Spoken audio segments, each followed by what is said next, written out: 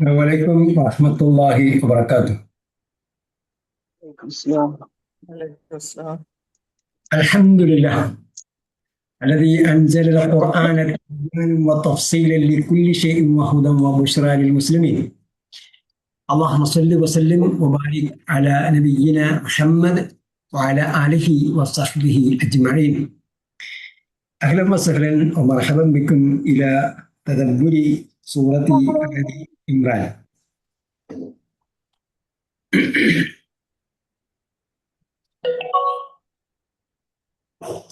وهذه هي الجلسة الخامسة من سلسلة تدبر آل عمران، تدبر سورة آل عمران.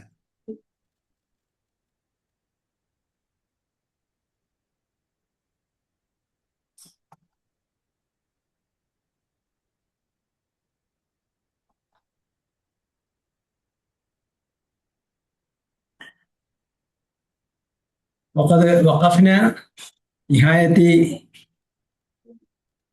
آية 29. صحيح هي ശരിയാണോ? 29 ആയത്തിലാണ് നമ്മൾ നിർത്തിയത്. قل إن تخفوا ما في صدوركم أو تبدوه يعلمه الله ويعلم ما في السماوات وما في الأرض والله على كل شيء قدير. ആകാശഭൂമികളിലുള്ളതൊക്കെയും അള്ളാഹ് അറിയുന്നു, അവൻ എല്ലാറ്റിനും കഴിവുറ്റവനാണ്. അതാണ് നമ്മൾ പറഞ്ഞു നിർത്തിയത്. أعوذ بالله من الشيطان الرجيم. بسم الله الرحمن الرحيم. يوم تجد كل نفس ما عملت من خير محضرا يوم تجد كل نفس ما عملت من خير محضرا وما عملت من سوء تود لو أن بينها وبينه أمدا بعيدا ويحذركم الله نفسه والله رؤوف بالعباد. قل إن كنتم تحبون الله فاتبعوني يحببكم الله ويغفر لكم ذنوبكم والله غفور رحيم. قل أطيعوا الله والرسول فإن تولوا فإن الله لا يحب الكافرين. إن الله اصطفى آدم ونوحا وآل إبراهيم وآل عمران على العالمين ذرية بعضها من بعض والله سميع عليم. إذ قالت امرأة عمران رب إني نذرت لك ما في بطني محررا فتقبل مني إنك أنت السميع العليم.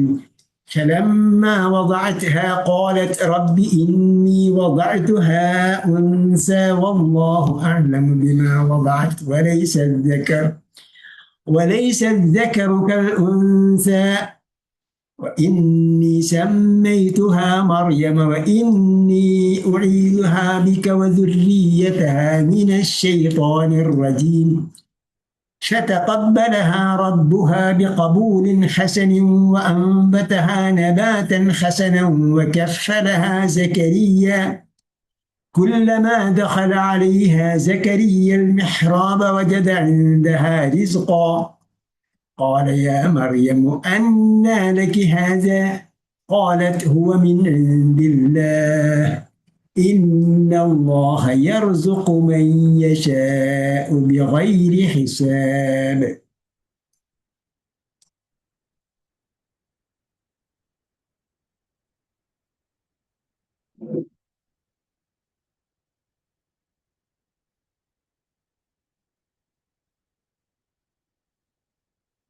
ഓക്കെ. യൗമ തജിദു, കാണുന്ന ദിവസം, കുല്ലു നഫ്സിൻ, എല്ലാ ആത്മാവും അല്ലെങ്കിൽ എല്ലാ വ്യക്തികളും, എല്ലാ ഓരോരുത്തരും. നഫ്സ് എന്ന് പറയുമ്പോൾ ആത്മാവ് എന്ന് പറഞ്ഞാൽ ആത്മാവ് മാത്രമല്ല, എവിടെയാണ് ഇത്? പരലോകത്തെ കാര്യമാണ് പറയുന്നത്. പരലോകത്ത് ഉയർത്തെഴുന്നേൽപ്പിക്കപ്പെടുമ്പോൾ വീണ്ടും ആത്മാവും ശരീരവും എന്ത് ചെയ്യും? കൂട്ടിയോജിപ്പിക്കപ്പെടും. അങ്ങനെ കാണുന്ന ദിവസം ഇപ്പൊ എന്താണ്? പരലോകം എന്ന യാഥാർത്ഥ്യത്തെ ഇൻഡയറക്റ്റ് ആയിട്ട് സൂചിപ്പിക്കുകയാണ്. ഇപ്പൊ ഖുർആൻ പറയുന്ന യാഥാർത്ഥ്യങ്ങളെ നേരിട്ടും പറയും, അല്ലാതെയും പറയും. ആ പരലോകം എന്ന യാഥാർത്ഥ്യം കൊണ്ട് അവിടെ പുനരുജ്ജീവിപ്പിക്കപ്പെടും എന്ന് പ്രത്യേകിച്ച് പറയേണ്ടതില്ല. കാരണം എന്താണ്? എല്ലാ ആത്മാവും കാണുന്നതായ ഒരു ദിവസം. മാ അമിലത് മിൻ ഖൈരിൻ, നന്മയാൽ അത് ചെയ്തിട്ടുള്ളത്. അപ്പൊ മാ എന്നത് എന്താണ്? വജദ യജിദൂൻ എന്ത് വേണം? ഒബ്ജക്റ്റ് വേണം, കർമ്മം വേണം. കർമ്മം എവിടെയാണ്? യൗമ തജിദു കുല്ലു നഫ്സിൻ, എല്ലാ ആത്മാവും കാണുന്ന ദിവസം. എന്തിനെ കാണുന്ന ദിവസം? മാ, ഒന്നിനെ. അമിലത്ത്, ആ നഫ്സ് ചെയ്തു. അപ്പൊ അലിമത്തിലെ ഹിയ സൂചിപ്പിക്കുന്നത് നഫ്സിനെയാണ്. ആ നഫ്സ് ചെയ്തതിനെ കാണും. മിൻ ഖൈരിൻ, ഖൈരിനാൽ, ഖൈറിൽ നിന്നും എന്നല്ല. അപ്പൊ ഇവിടെ മിൻ എന്തല്ല? ഭാഗികമായ മിന്നല്ല, പൂർണ്ണമായ മിന്നാണ്. അപ്പോ ഖൈറിനാൽ, നന്മയാൽ ചെയ്തത് എന്താണോ അതിനെ കാണും. നന്മയിൽ നിന്നും ചെയ്തതിനെ കാണുമെന്ന് പറഞ്ഞാൽ കുറച്ച്, നന്മയിൽ നിന്നും ചെയ്ത കുറച്ച് കാര്യങ്ങളെ കാണുമെന്നായി പോകും. അങ്ങനെയല്ല. നന്മയാൽ ചെയ്തത് എന്ന് പറഞ്ഞാൽ പ്രവർത്തിച്ച നന്മകൾ കാണുന്ന ദിവസം. എങ്ങനെ കാണും? മുഹ്ദറൻ, ഹാജരാക്കപ്പെട്ടതായി. അഹ്ദറ, ഹാജരാക്കി. മുഹ്ദിറുൻ, ഹാജരാക്കുന്നവൻ. മുഹ്ദറുൻ, ഹാജരാക്കപ്പെട്ടത്. അപ്പൊ ഹാജരാക്കപ്പെട്ടതായി. അപ്പൊ അവിടെ ഏടുകൾ മറിക്കേണ്ട കാര്യമില്ല. ഏട് കൊണ്ടുവരുമെന്നാണല്ലോ. കുല്ലു നഫ്സിൻ, എല്ലാവരും എന്താണ്? കുല്ല ഇൻസാനിൻ അൽസംനാഹു ത്വാഇറഹു ഫീ ഉനുഖിഹി, അവന്റെ പിരടിയിൽ ബന്ധിപ്പിക്കപ്പെട്ടതായി കൊണ്ടുവരുന്നതാണ്. കുല്ല ഇൻസാനിൻ അൽസംനാഹു ത്വാഇറഹു ഫീ ഉനുഖിഹി വനുഖ്രിജു ലഹു യൗമൽ ഖിയാമത്തി കിതാബൻ. കിതാബൻ ആർക്കറിയില്ല ബാക്കി? യൽഖാഹു മൻഷൂറ. കിതാബ് എങ്ങനെയാണ് കാണുക? മൻഷൂർ, ഓപ്പൺ ആയിട്ടാണ് കാണുക, ക്ലോസ്ഡ് അല്ല. ഇവിടെ എന്താ പറഞ്ഞത്? മിൻ ഖൈരിൻ മുഹ്ദറൻ, ഹാജരാക്കപ്പെട്ടതായി കാണാം. അപ്പോൾ അതെന്താവും? അത് ഡിസ്പ്ലേഡ് ആണ്, ഓൾറെഡി ഡിസ്പ്ലേ ചെയ്യപ്പെട്ടതാണ്. എന്ന് പറഞ്ഞാൽ മനസ്സ് റീഡ് ചെയ്യുന്ന സോഫ്റ്റ്വെയർ ആണ് അവിടെ ഉള്ളത്. AI എന്ന് പറയുന്നല്ലോ, ആർട്ടിഫിഷ്യൽ ഇന്റലിജൻസ്. ഇവിടെ ആർട്ടിഫിഷ്യൽ ഒന്നും വേണ്ട, നാച്ചുറൽ ഇതാണ് ഉള്ളത്, ഇന്റലിജൻസ് ഉള്ളത്. ആ സമയത്ത് അവിടെ മനസ്സെന്താണോ കാണുന്നത് അതവിടെ ഡിസ്പ്ലേ ആവും. അപ്പം മിൻ ഖൈരിൻ മുഹ്ദറൻ, നന്മ ചെയ്ത് എന്താണോ അതവിടെ ഡിസ്പ്ലേ ആയിരിക്കും. ഞാൻ ചെയ്ത ഈ നന്മ അവിടെ ഉണ്ടോ, കിതാബിലുണ്ടോ എന്ന് നോക്കുമ്പോൾ അത് മൈൻഡ് റീഡ് ചെയ്തിട്ട് അത് കാണിക്കും. വമ അമിലത് മിൻ സൂഇൻ, തിന്മയാൽ ചെയ്തതും. അമലത്ത്, ആ നഫ്സ് ചെയ്തതും. എന്തിനാൽ? മിൻ സൂഇൻ, തിന്മയാൽ ചെയ്തതും. തവദ്ദു, എന്തുകൊണ്ട് തവദ്ദു എന്ന് പറഞ്ഞു? തവദ്ദുവിന്റെ പൂർണ്ണക്രിയ എന്താണ്? വദ്ദ. എന്താണ്? വദ്ദ. വദ്ദ, വദ്ദ യവദ്ദു. അപ്പൊ തവദ്ദു എന്ന് പറയുമ്പോൾ എന്താണ്? സ്ത്രീലിംഗമാണ് കർത്താവ്. അപ്പൊ നഫ്സിലേക്ക് പോകുന്നതാണ്. തവദ്ദു, ആ ഓരോ നഫ്സും ആഗ്രഹിക്കും. ലൗ അന്ന ബൈനഹ വബൈനഹു അമദൻ ബഈദ, ബൈനഹ വബൈനഹു, ആ നഫ്സിനും ഈ അമലിനും ഇടയിൽ, ആ നഫ്സിനും ഈ അമലിനും ഇടയിൽ അമദൻ ബഈദ, അമദ് സമയദൈർഘ്യം, അമദൻ ബഈദ, ബഹുദൂരമായ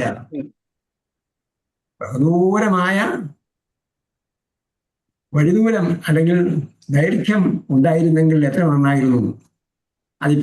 ഇപ്പോഴൊന്നും ആ അമല് കാണണ്ട, അല്ലെങ്കിൽ അതിൻ്റെ അടുത്ത് എത്തണ്ട.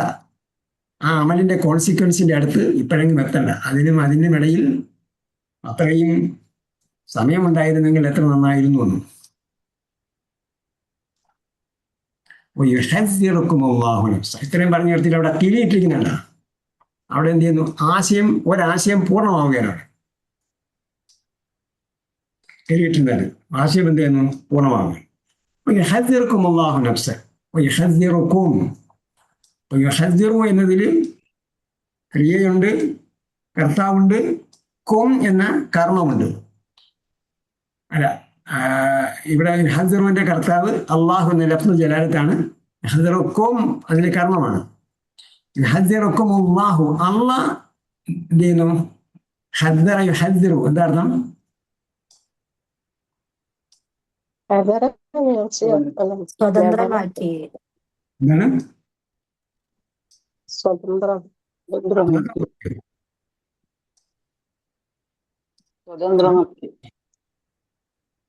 സ്വതന്ത്രമാക്കിയതാണ്.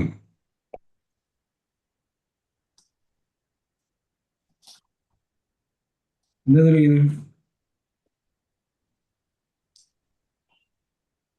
താക്കീത് ചെയ്തു, മുന്നറിയിപ്പ് നൽകി. താക്കീത് ചെയ്തു. ഇവരെ സ്വതന്ത്രമാക്കുന്ന അർത്ഥം കേട്ടി. ഹററയാണ് സ്വതന്ത്രമാക്കിയത്. ഇവിടെ എന്താ? ഹററ. ഹദ്ദറ, ഹദ്ദറ, ഹററ അല്ല. ഞാൻ തന്നെ ആണെങ്കിൽ എങ്ങനെ നിങ്ങൾക്ക് റോങ് മിസ്റ്റേക്ക് എഴുതി നോക്കിയായിരുന്നു. മക്കാബിളിൽ ഒന്നും വന്നില്ലേ?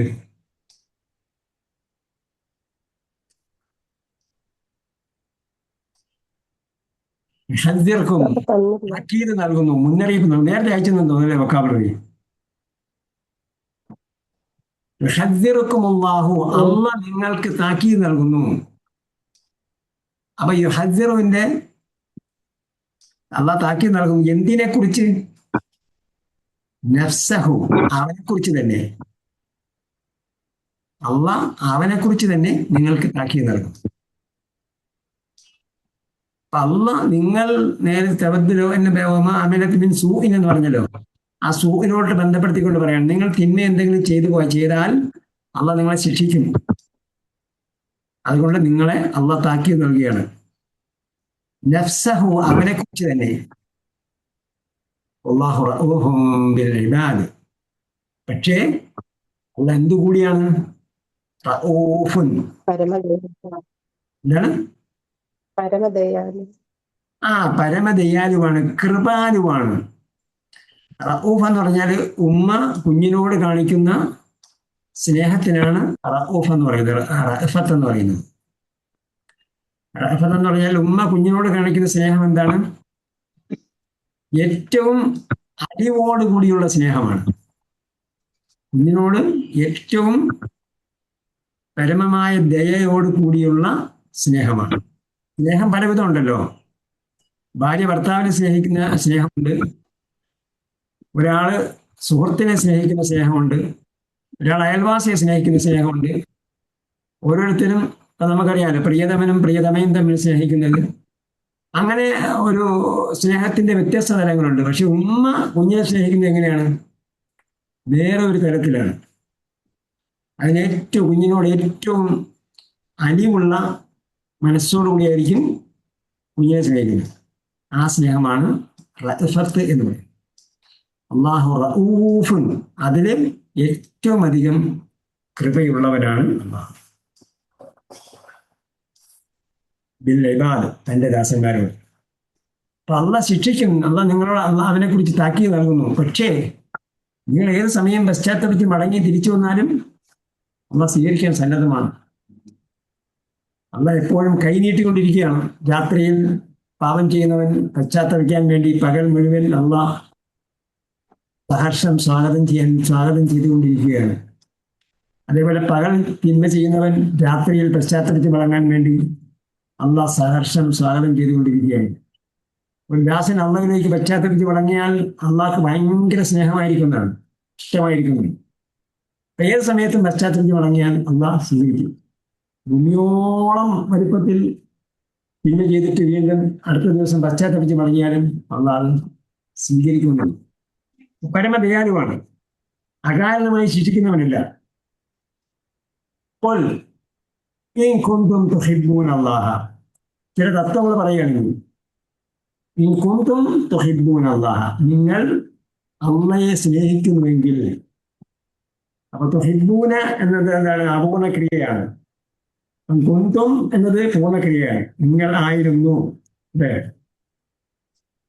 തുഹിബ്ബൂന പ്രസന്റ് ടെൻസ് ആണ്. അത് അപൂർണ ക്രിയയാണ്. ഇപ്പൊ നടന്നുകൊണ്ടിരിക്കുന്ന കാലമാണ്. നിങ്ങൾ അള്ളയെ സ്നേഹിച്ചു കൊണ്ടിരിക്കുന്നുവെങ്കിൽ, നിങ്ങൾ അള്ളയെ സ്നേഹിക്കുന്നു എന്നതിൽ എന്തെങ്കിലും ശരിയുണ്ടെങ്കിൽ എന്ത് ചെയ്യണം?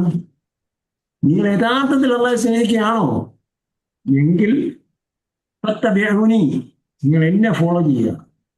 ആരെ? റസൂൽ.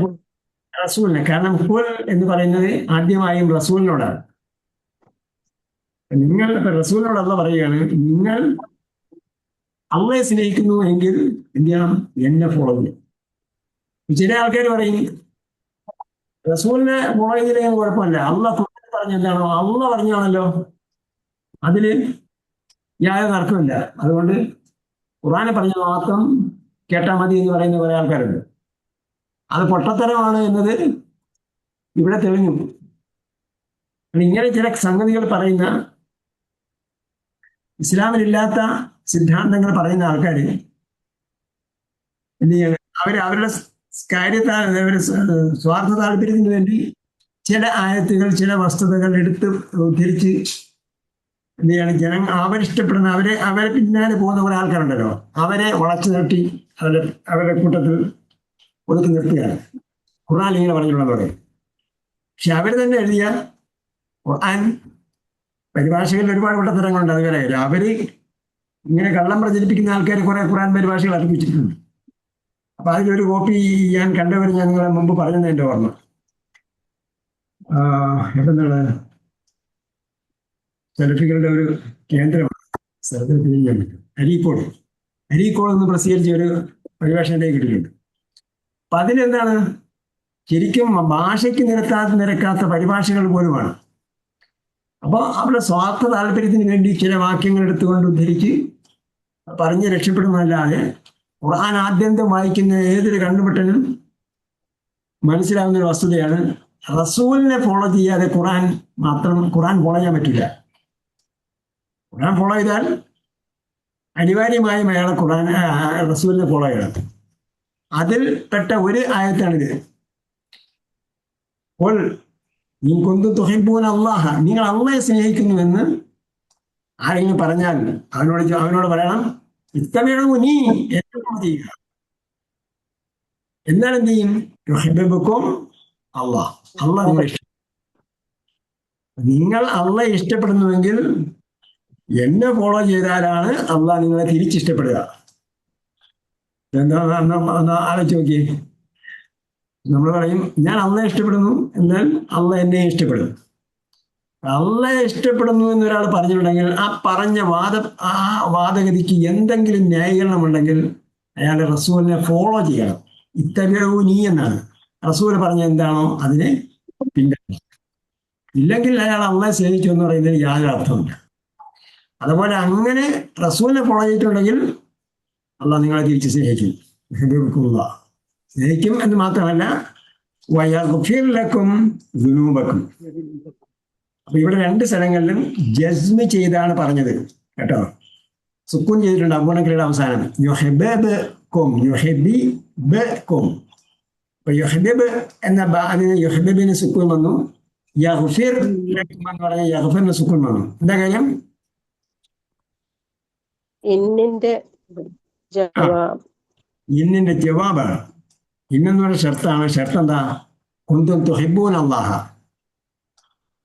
അള്ളാഹു നിങ്ങളെ ഇഷ്ടപ്പെടുന്നു. അതല്ല, ഫത്തബിഉനിയുടെ ജവാബാണ്. ഫത്തബിഉനി എന്ന് പറഞ്ഞിട്ട് അത് അമ്രാണ്, കൽപ്പനക്രിയയാണ്. കൽപ്പനക്രിയയുടെ ആ കൽപ്പന ചെയ്താൽ എന്ത് വരും? യുഹിബ്ബുക്കും. നിങ്ങൾ അല്ലാഹ് സ്നേഹിക്കും. കുന്തും തുഹിബ്ബൂന അല്ലാഹ എന്ന് പറഞ്ഞില്ലേ, അവിടെ അതിന്റെ റിസൾട്ട് എന്താ? ഇൻ കുന്തും തുഹിബ്ബൂന അല്ലാഹ, നിങ്ങൾ അല്ലാഹെ സ്നേഹിക്കുന്നുണ്ടെങ്കിൽ ഫത്തബിഉനി. അതിന്റെ ഷാ വരുന്നു കേട്ടാ. ഷാ ചേർത്ത് പറഞ്ഞു, നിങ്ങൾ അള്ളാഹെ സ്നേഹിക്കുന്നുവെങ്കിൽ ഞാൻ പിൻപറ്റുക. അപ്പൊ ഇത്തബിഉ എന്ന് പറഞ്ഞത് എന്താണ്? ഒരു കൽപ്പനയാണ്. ആ കൽപ്പനയ്ക്ക് ഒരു ജവാബുണ്ടാവും. ഈ കൽപ്പന ചെയ്യൂ, നിങ്ങൾക്ക് റിസൾട്ട് ഉണ്ടാവും. ഇത്തബിഉനി, നിങ്ങൾ എന്നെ ഫോളോ ചെയ്യൂ, വെക്കുമുള്ള അള്ളാഹുടെ പുറത്തെ വ യഗ്ഫിർ, വാ ചേർത്ത് അതിനോട് ബന്ധപ്പെടുത്തിക്കൊണ്ട് യഗ്ഫിർ സുക്കുന്നു. യഗ്ഫിർ ലക്കും ദുനൂബക്കും, നിങ്ങളുടെ പാപങ്ങൾ. ദുനൂബിന്റെ ഏകവചനം എന്താണ്? നൻപ്. ആ ദൻബുൻ ദുനൂബുൻ, ദനൂബല്ല ദുനൂബ്, ദൻബുൻ ദുനൂബുൻ. അല്ലാഹു ഗഫൂർ റഹീം. നേരത്തെ റഊഫുൻ ബിൽ ഇബാദ് എന്ന് പറഞ്ഞ പോലെ അല്ലാഹു ഗഫൂറുൻ റഹീം. അപ്പൊ അള്ളാഹ് പുറത്തു വരും, കാരണം റഹീമും കൂടിയാണ് അവൻ. അള്ളാഹ് യഗ്ഫിർ ലക്കും എന്ന് പറഞ്ഞതിന് അല്ലാഹു ഗഫൂർ, അള്ളാഹ് നിങ്ങൾക്ക് പുറത്തു വരും. അള്ളാഹ് ഗഫൂർ പുറത്തു കൊടുക്കുന്നവനാണ്, അധികം പുറത്തു കൊടുക്കുന്നവനാണ്. മാത്രമല്ല റഹീമുമാണ്, അവൻ കരുണാമയനുമാണ്, അധികം കരുണ ചെയ്തവനുമാണ്. അപ്പോൾ അത്തിയുള്ളാഹ റസൂൽ വീണ്ടും പറഞ്ഞു.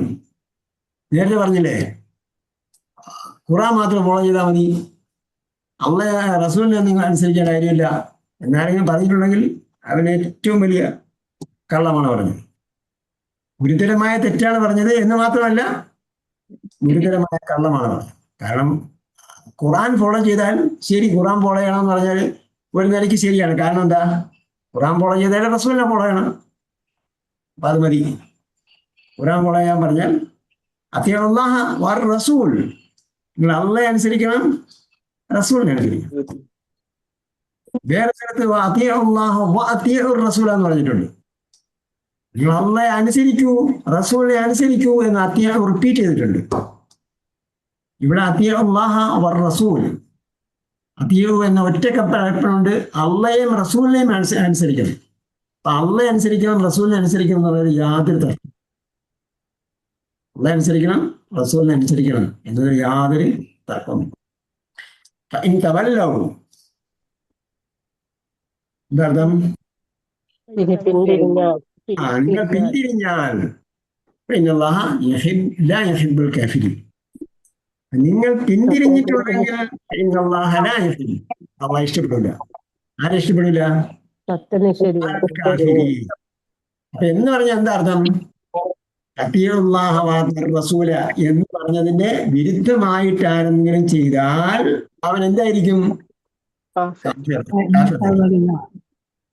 അള്ളയും റസൂലിനെ നിങ്ങൾ അനുസരിക്കുന്നില്ല, നിങ്ങൾ പിന്തിരിഞ്ഞു എങ്കിൽ അള്ളാഹ് കാഫിറുകളെ സ്വീകരിക്കാൻ ഇഷ്ടപ്പെടില്ല എന്ന് പറഞ്ഞാൽ അള്ളയെ അനുസരിക്കാതെ പിന്തിരിഞ്ഞാൽ നിങ്ങൾ കാഫിറുകളായിരിക്കും. അപ്പൊ ഏതെല്ലാം കാര്യങ്ങളിൽ അള്ളാഹ് അനുസരിക്കണം, ഏതെല്ലാം കാര്യങ്ങളിൽ റസൂലിനെ അനുസരിക്കണം എന്ന് ചോദിച്ചാൽ എന്ത് പറയും? فإن تنازعتم في شيء, വേറെ സ്ഥലത്ത് പറഞ്ഞിട്ടുണ്ട്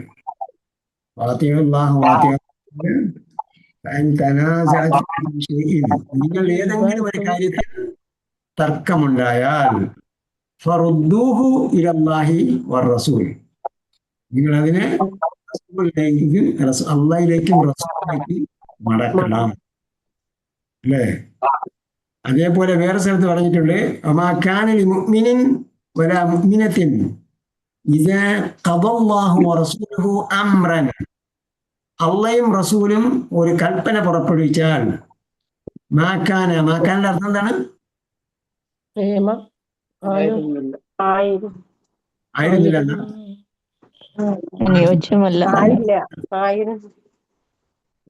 വേറെ എന്താണ്? കഴിയുകയില്ല, അനുയോജ്യമല്ല. അല്ല, കമ്മ്യൂണിക്കേറ്റ് അറബി പഠിച്ച ആളാണ് ഇപ്പൊ പറഞ്ഞത്. അല്ല ഉസ്താദ്, ബക്കറിലുണ്ട്. ബക്കറിലുണ്ട് അല്ലേ? മാക്കാന് അനുയോജ്യമല്ല, ഭൂഷണമല്ല.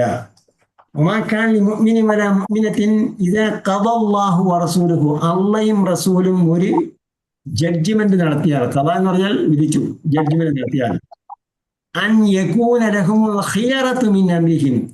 തങ്ങളുടെ സ്വന്തം അഭീഷ്ടം തിരഞ്ഞെടുക്കൽ ഒരു സത്യവിശ്വാസിയായ ആണിനോ പെണ്ണിനോ ഭൂഷണമല്ല എന്ന് പറഞ്ഞിട്ടുണ്ട്. അല്ലേ? അതെപ്പോഴാ പറഞ്ഞത്? അത് പറഞ്ഞത് അള്ളാഹ് പറഞ്ഞു, അല്ല നബി സല്ലല്ലാഹു അലൈഹി വസല്ലം പറഞ്ഞു, ജെയ്ദിനോട് ജൈനബിനെ വിവാഹം കഴിക്കാൻ പറഞ്ഞു. ജൈനബിനോട് ജെയ്ദിനെ വിവാഹം കഴിക്കാൻ പറഞ്ഞു. അപ്പൊ ജൈനബ് പറഞ്ഞു റളിയല്ലാഹു അൻഹ, ജൈനബ് പറഞ്ഞു ജെയ്ദ് റളിയല്ലാഹു അൻഹു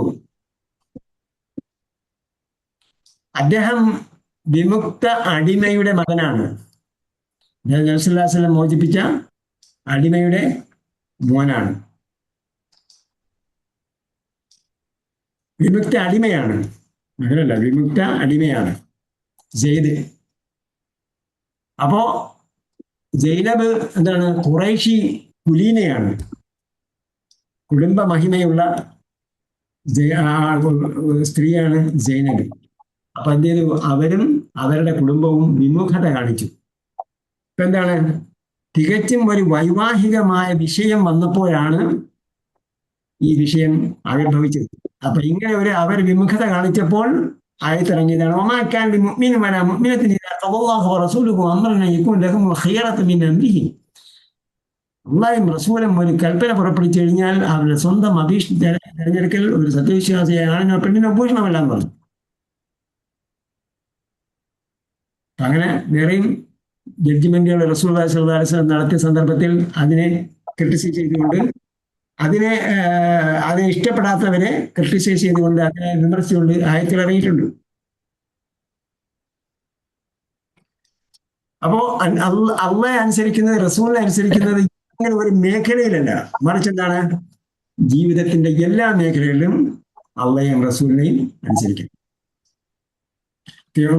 റസൂല അവർ പിന്തിരിഞ്ഞാൽ അള്ളാഹയും റസൂലിനെയും അനുസരിക്കാതെ പിന്തിരിഞ്ഞാൽ അത് കുഫറിന് തുല്യമാണ് എന്നാ പറഞ്ഞതിന്റെ അർത്ഥം.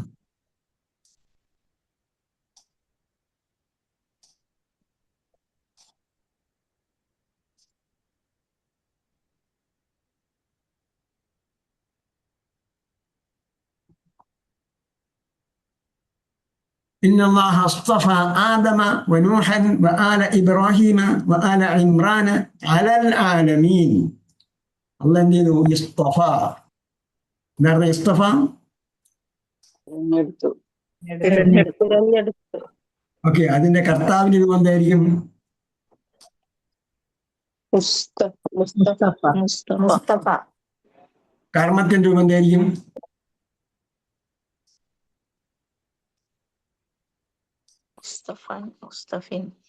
മുസ്തഫ. രണ്ടും മുസ്തഫാനാണ്.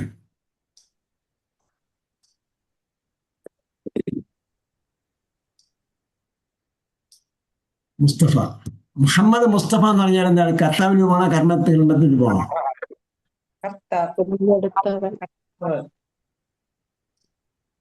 അല്ല, കർമ്മം തിരഞ്ഞെടുക്കപ്പെട്ടത്. തിരഞ്ഞെടുക്കപ്പെട്ടവനെന്നാണ് കേട്ടാ. മുഹമ്മദ് മുസ്തഫ എന്ന് പറഞ്ഞാൽ തിരഞ്ഞെടുക്കപ്പെട്ടതായ മുഹമ്മദ്, പെട്ടവനായ മുഹമ്മദ്. അപ്പൊ കർത്താവ് ഏതാണ് ഉസ്താദിന്റെ? അത് മുസ്തഫ തന്നെയാണ്. കാരണം അവസാനത്തെ അടയാളം അറിയില്ല.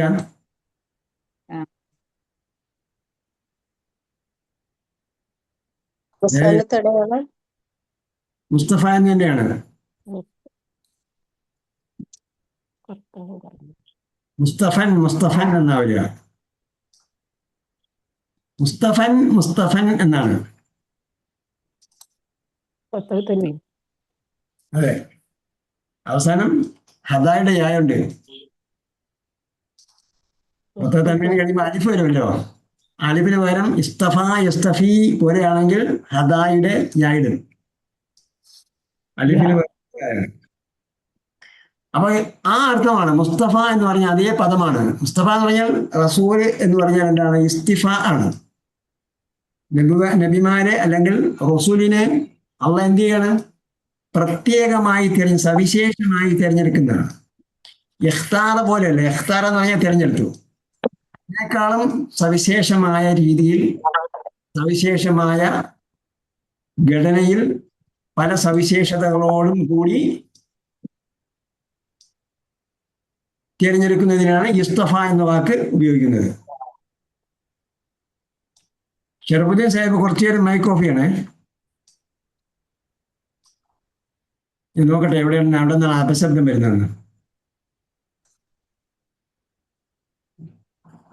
അപ്പൊ അങ്ങനെ ആരെയൊക്കെ തിരഞ്ഞെടുത്തിട്ടുണ്ട്? ആദം അലൈഹിസ്സലാം മുതൽ ഇങ്ങനെ സവിശേഷമായ തിരഞ്ഞെടുപ്പ് നടക്കുന്നുണ്ട് എന്ന് നമ്മെ പഠിപ്പിക്കുകയാണ്. ഇസ്തഫ ആദം വനൂഹൻ വആല ഇബ്രാഹിമ, ഇബ്രാഹിം കുടുംബത്തിൽ നിന്നും തിരഞ്ഞെടുപ്പ് നടത്തിയിട്ടുണ്ട്. വആല ഇമ്രാൻ കുടുംബത്തിൽ നിന്നും തിരഞ്ഞെടുപ്പ് നടത്തിയിട്ടുണ്ട്. എങ്ങനെ തിരഞ്ഞെടുപ്പ്? അവരെ അലൽ ആലമീൻ, മറ്റുള്ള ലോകരേക്കാൾ. അപ്പൊ മറ്റ് മനുഷ്യരെക്കാൾ പ്രവാചകന്മാരെ എന്ത് ചെയ്യുന്നുള്ളൂ? ഇസ്തിഫാ ചെയ്യുന്നുണ്ട്, സ്ഫുടം ചെയ്ത് തിരഞ്ഞെടുക്കുകയാണ് കേട്ടോ. സ്ഫുടം ചെയ്ത്, ഇസ്തഫ എന്ന് പറഞ്ഞാൽ സംശുദ്ധീകരിക്കുക എന്നുള്ള അർത്ഥം കൂടിയുണ്ട്. സ്ഫുടം ചെയ്ത് തിരഞ്ഞെടുക്കുകയാണ്. നമുക്കറിയാം മുഹമ്മദ് നബി സല്ലല്ലാഹു അലൈഹി വസല്ലമയുടെ ചരിത്രം നമ്മുടെ മുന്നിൽ ഓപ്പണാണ്. നമ്മുടെ മുന്നിൽ നമ്മൾ ഓപ്പൺ എന്ന് പറഞ്ഞാൽ നമ്മൾ നേരിട്ട് ഇസ്ലാമിക ചരിത്രകാരന്മാരിലൂടെ ആയിരിക്കും നമ്മൾ അധികം ചരിത്രം വായിച്ചിട്ടുള്ളൂ, അല്ലേ? മുസ്ലിം അല്ലാത്ത ചരിത്രകാരന്മാർ ധാരാളം പേരുണ്ട്. എനിക്കറിയുന്ന ഒരു എഴുത്തുകാരനാണ് PB ഹിറ്റി.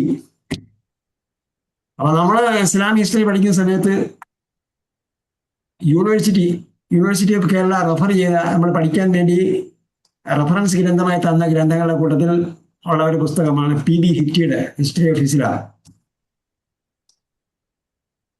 അങ്ങനെ ഒരുപാട് ചരിത്രകാരന്മാര്, മുസ്ലിങ്ങളല്ലാത്ത ചരിത്രകാരന്മാർ എഴുതിയ ചരിത്രങ്ങളും നമ്മുടെ മുന്നിൽ എന്താണ് ഉണ്ട്.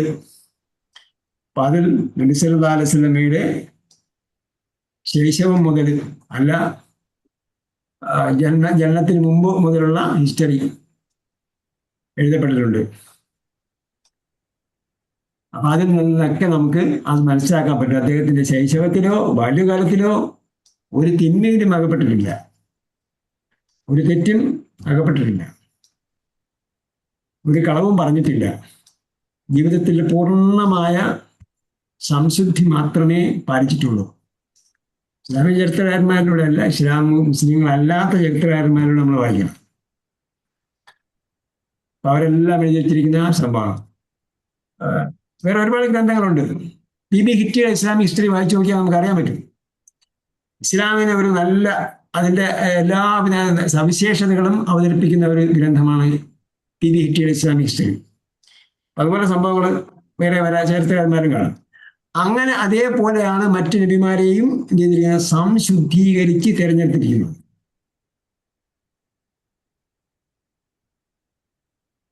ആല ഇബ്രാഹിം, ആല ഇമ്രാൻ, ആലൽ ആലമീൻ. ഇവിടെ നബിമാരുടെ എണ്ണമോ നബിമാരുടെ പേരോ പറയലല്ല ഉദ്ദേശം. അതുകൊണ്ടാണ് നബിമാരുടെ പേരുകൾ പറയാത്തത്. അപ്പോൾ ആ കുടുംബങ്ങളെ മാത്രമേ പറഞ്ഞിട്ടുള്ളൂ. ആദം മുതൽ പറഞ്ഞു വരുമ്പോഴത്തേക്ക് ആദ്യ പിതാവ് നബി ആയിരുന്നു. അദ്ദേഹം തിരഞ്ഞെടുക്കപ്പെട്ട മഹത് വ്യക്തിത്വമായിരുന്നു. അതേപോലെ നൂഹ് തിരഞ്ഞെടുക്കപ്പെട്ട വ്യക്തിയായിരുന്നു. അതേപോലെ ഇബ്രാഹിം, ആല ഇബ്രാഹിം, ആല ഇമ്രാൻ ഇതിലൊക്കെ തിരഞ്ഞെടുക്കപ്പെട്ട വ്യക്തികളുണ്ടായിരുന്നു. അവരെല്ലാം മറ്റ് ലോകരിൽ അലൽ ആലമീൻ, മറ്റ് ലോകരേക്കാൾ സ്ഫുടം ചെയ്ത് തിരഞ്ഞെടുത്തതാണ്. ഇതിൽ ദുർരിയത്തൻ ബഅ്ദുഹാ മിൻ ബഅദ്, ദുർരിയത്തൻ സന്തതി പരമ്പരയാണ്. അവർ സന്തതി പരമ്പരയാണ്. ബഅ്ദുഹാ മിൻ ബഅദ്, അവയിൽ ചിലർ മറ്റു ചിലരിൽ നിന്നും ഉള്ളവരാണ്. ചിലർ മറ്റു ചിലരുടെ പിൻഗാമികളാണ്. അവരിൽ നിന്നും ഉള്ള, അവരുടെ അതിനുശേഷം വന്നവരാണ്. അതിന് മുമ്പുള്ളതിൽ നിന്നും ഉള്ളവരാണ്. പരസ്പരം ബന്ധപ്പെട്ടവരാണ്. ബഅ്ദുഹാ മിൻ ബഅദ്. ഇനി അവർ കൊണ്ടുവന്ന ആശയങ്ങൾ എന്താണ്? ഒന്നാണ്, അടിസ്ഥാനപരമായും അവർ കൊണ്ടുവന്ന സിദ്ധാന്തങ്ങൾ ഒന്നാണ്. ബഅ്ദുഹാ മിൻ ബഅദ് എന്ന് പറയുമ്പോൾ അവർ വ്യക്തിപരമായും അവർ വംശപരമ്പരയിൽ പരസ്പരം ബന്ധപ്പെട്ടവരാണ്. അതേപോലെ തന്നെ അവരെ കൊണ്ടുവന്ന ആശയങ്ങൾ പരസ്പരം ബന്ധപ്പെട്ടത്. അവരെ കൊണ്ടുവന്ന ആശയങ്ങൾ എങ്ങനെ പരസ്പരം ബന്ധപ്പെട്ടതാണ്? അവർ കൊണ്ടുവന്ന സിദ്ധാന്തങ്ങളുടെ അടിസ്ഥാന സിദ്ധാന്തങ്ങൾ ഒന്നാണ്. അതായത് ദീനും ശരീഅത്തും എന്ന് പറയും. എല്ലാ നബിമാരുടെയും ദീൻ ഒന്നായിരുന്നു. അവർ കൊണ്ടുവന്ന ദീൻ, ആദർശം ഒന്നായിരുന്നു. ആദർശത്തിന്റെ അടിസ്ഥാനത്തിലുള്ള വ്യവസ്ഥിതി കാലോചിതമായി പരിഷ്കരിക്കപ്പെട്ടതായിരുന്നു. ഇപ്പൊ ശരി, അതിനാണ് വ്യവസ്ഥിതിക്കാണ് ശരീഅത്ത് എന്ന് പറയുന്നത്, നടപടിക്രമം. നമ്മൾ മൻഹജ് എന്നൊക്കെ പറയുന്നത്, അവർ വേറെ മൻഹജിലുള്ളതാണ്, അയാളുടെ മൻഹജ് വേറെയാണ്, അയാളുടെ മൻഹജ് തെറ്റാണ് ശരിയാണെന്നൊക്കെ തർക്കിക്കുന്നത്. ആ മൻഹജ് നടപടിക്രമം, ആ നടപടിക്രമങ്ങളിൽ വ്യത്യാസമുണ്ടാകും. ദീൻ ഒന്നാണ്, നടപടിക്രമങ്ങളിൽ കാലോചിതമായ പരിഷ്കരണങ്ങൾ നടത്തി. നൂഹ് വആല ഇബ്രാഹിം ദുർരിയത്തൻ ബഅദുഹാ മിൻ ബഅദ് വല്ലാഹു സമീഉൻ അലീം. അല്ലാഹ് എല്ലാ കാര്യങ്ങളും കേൾക്കുന്നവരും അറിയുന്നവരും ആണ്. ഖാലത്ത് ഇംറാഅത്തു ഇമ്രാന, ഇമ്രാൻ സ്ത്രീ, ഇമ്രാനിലെ സ്ത്രീ, ഇമ്രാഅത്തു ഇമ്രാന. നേരത്തെ ആര് ഇമ്രാൻ എന്ന് പറഞ്ഞില്ലേ, ഇമ്രാൻ കുടുംബത്തിലെ സ്ത്രീ, ഇമ്രാൻ കുടുംബത്തിലെ സ്ത്രീ ഇമ്രാഅത്തു ഇമ്രാന്, പറഞ്ഞ സന്ദർഭം ഇമ്രാഅത്തു ഇമ്രാന്. അപ്പൊ ഇമ്രാഅത്തിന്റെ താ തുറന്നു കിടക്കുന്ന സ്ഥലങ്ങൾ ശ്രദ്ധിക്കണം. ഇവിടെ ഇമ്രാഅത്ത് തുറന്ന തായല്ലേ ഉള്ളത്. നമ്മൾ ഇമ്രാഅത്ത് എഴുതാൻ പഠിപ്പിച്ച എങ്ങനെയാണ്? ഇമ്രാഅത്തുൻ, കെട്ടിന്റെ താ അല്ലേ? കേട്ടുള്ള കെട്ടിന്റെ താ അല്ലേ? ആ, താ മർബൂത്ത എന്ന് പറയാം, ക്ലോസ്ഡ് തായാണ് ഇമ്രാഅത്ത് എഴുതുമ്പോൾ. അതേസമയം ഇമ്രാഅത്തിന് ശേഷം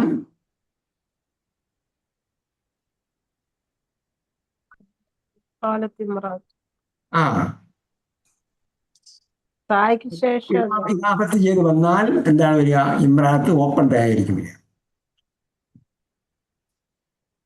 ഖാലത്ത് ഇമ്രാഅത്തു ഇമ്രാന റബ്ബി ഇന്നി നസർതു ലക. അപ്പൊ എന്ത് പറഞ്ഞു? ഇമ്രാന്റെ സ്ത്രീ അല്ലെങ്കിൽ ഇമ്രാൻ കുടുംബത്തിലെ സ്ത്രീ, ഇമ്രാന്റെ പത്നി എന്നും വരാം, ഇമ്രാൻ കുടുംബത്തിലെ സ്ത്രീ എന്നും വരാം. പറഞ്ഞ സന്ദർഭം സ്മരണീയമാണ്. എന്താ രണ്ട് ഇമ്രാത്ത് വന്നിട്ടുണ്ടല്ലോ, ആ ഇമ്രാത്തും ഇമ്രാനും വന്നിട്ടുണ്ടല്ലോ. ആ ഓക്കെ. വേറെ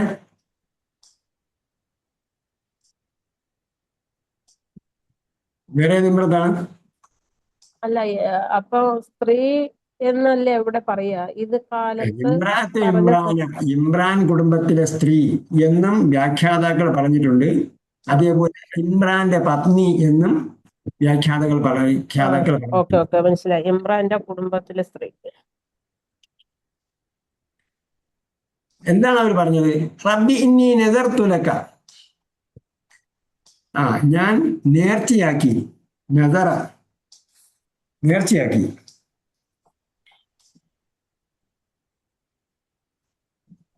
സൂറത്തു ദഹ്റിൽ എന്താ പറഞ്ഞത്? യൂഫൂന ബിൻ നദ്രി, അവർ നേർച്ചകൾ പൂർത്തിയാക്കുന്നവരാണ്. നദർ നേർച്ച. നദർത്തു ഞാൻ നേർച്ചയാക്കി, നദർത്തു ലക്ക ആർക്ക് വേണ്ടി നേർച്ചയാക്കി? ആ നിനക്ക് വേണ്ടി. മാഫി ബത്നി, എന്താണ്? എന്റെ ഗർഭത്തിലുള്ളത്, എന്റെ വയറ്റിലുള്ളതിനെ. ബത്നൻ വയറ്. അപ്പൊ കുറെ അവയവങ്ങളൊക്കെ നമ്മൾ പഠിച്ചിട്ടുണ്ടാവും കേട്ടോ. പഠിച്ച അവയവങ്ങളൊക്കെ നിങ്ങൾ നോട്ട്ബുക്കിൽ എഴുതി വെക്കുക. ഒരു പേജ് 2 പേജ് ഇങ്ങനെ 2 പേജ് അപ്പുറം റൈറ്റ് സൈഡും ലെഫ്റ്റ് സൈഡും എടുത്തിട്ട് എന്ത് ചെയ്യുക, അവിടെയൊക്കെ വലുതായിട്ട് എഴുതി വെക്കണം. കുഞ്ഞു എഴുത്തല്ല. പഠിക്കുന്നതിന് വേണ്ടി, ഖുർആൻ പഠിക്കുന്നതിന് വേണ്ടി പ്രത്യേകിച്ച് ദാരിദ്ര്യം പാടില്ല. അങ്ങനെയാണ് പറഞ്ഞത്.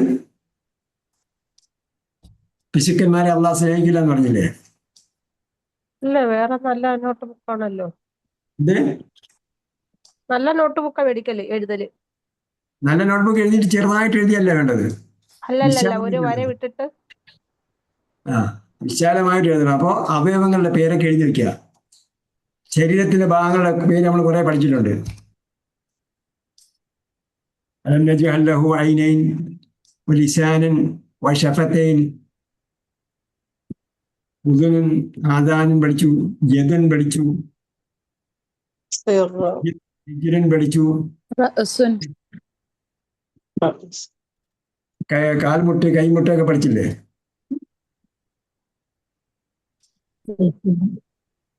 അതൊക്കെ പഠിച്ച അവയവങ്ങളൊക്കെ വിശാലമായിട്ട് അവിടെ എഴുതി വെക്കുക, വലിയ അക്ഷരത്തിൽ. വേണമെങ്കിൽ പടവും വരച്ച് വെക്കുക. അപ്പൊ കുറച്ചുകൂടെ പെട്ടെന്ന് എടുത്ത് നോക്കുന്ന ആൾക്ക് മനസ്സിലാവും, നമുക്ക് മനസ്സിലാവും. റഅസ് പഠിച്ചു.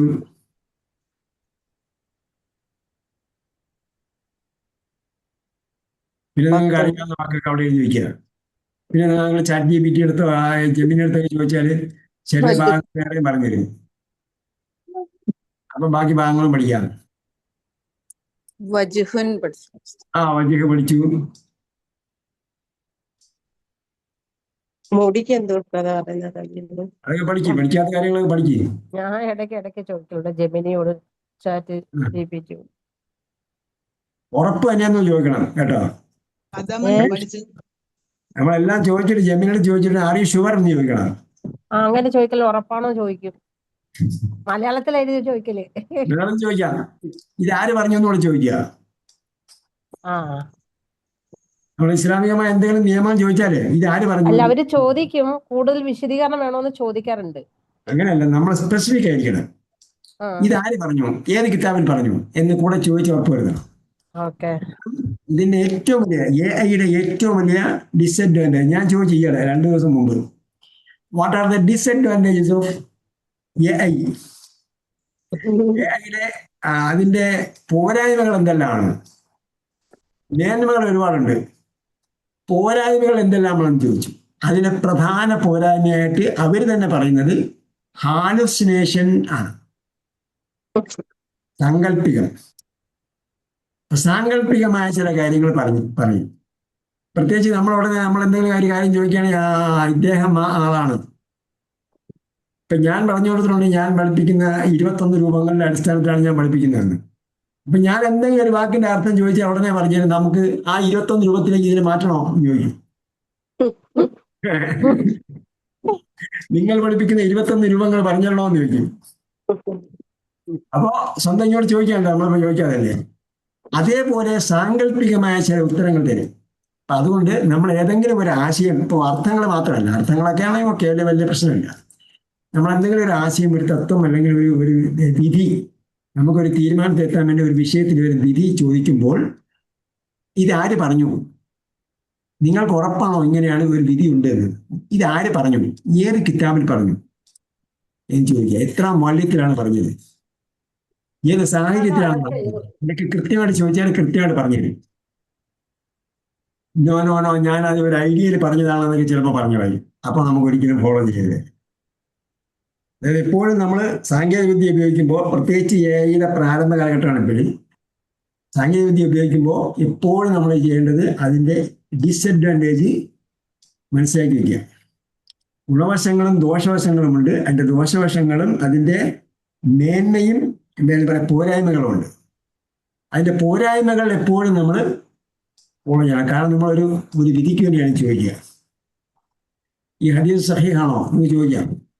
അപ്പൊ ചോദിക്കണം, ഏത് കിതാബിൽ പറഞ്ഞു, ഏത് സാഹചര്യത്തിലാണ് ഈ ഹദീസ് നബി പറഞ്ഞത് എന്ന് ചോദിച്ചു. ശരി, അപ്പൊ ഞാൻ പറഞ്ഞെന്ന് പറഞ്ഞാൽ നമ്മൾ സ്വന്തം കണ്ടുപിടിക്കുന്നത് ഞാൻ നിങ്ങൾക്ക് പറഞ്ഞു തരുന്നതിനേക്കാളും 150 ഇരട്ടി പവർഫുൾ ആണ്. എത്ര ഇരട്ടി?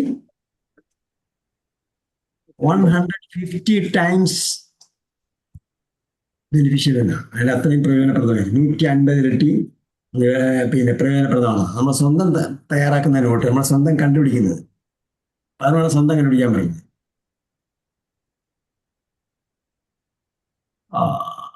മാഫി ബത്നി മുഹററൻ. അപ്പൊ ഹററ യുഹരിറു എന്ന് പറഞ്ഞാൽ സ്വതന്ത്രമാക്കി.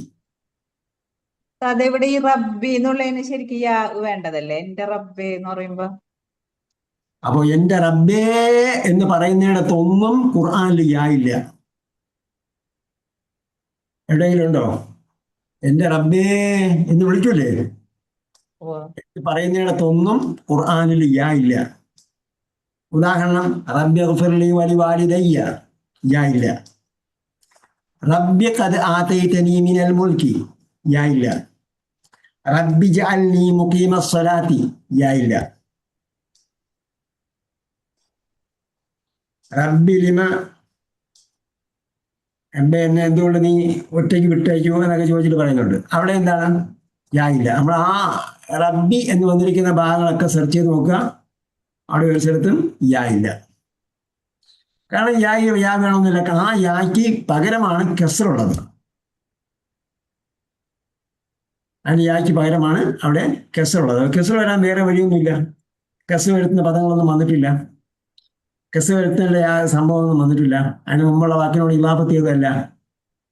അപ്പൊ പിന്നെ അവിടെ യാ പറയണമെന്നില്ല. അതാണ് അറബികളുടെ ഒരു പ്രത്യേകത.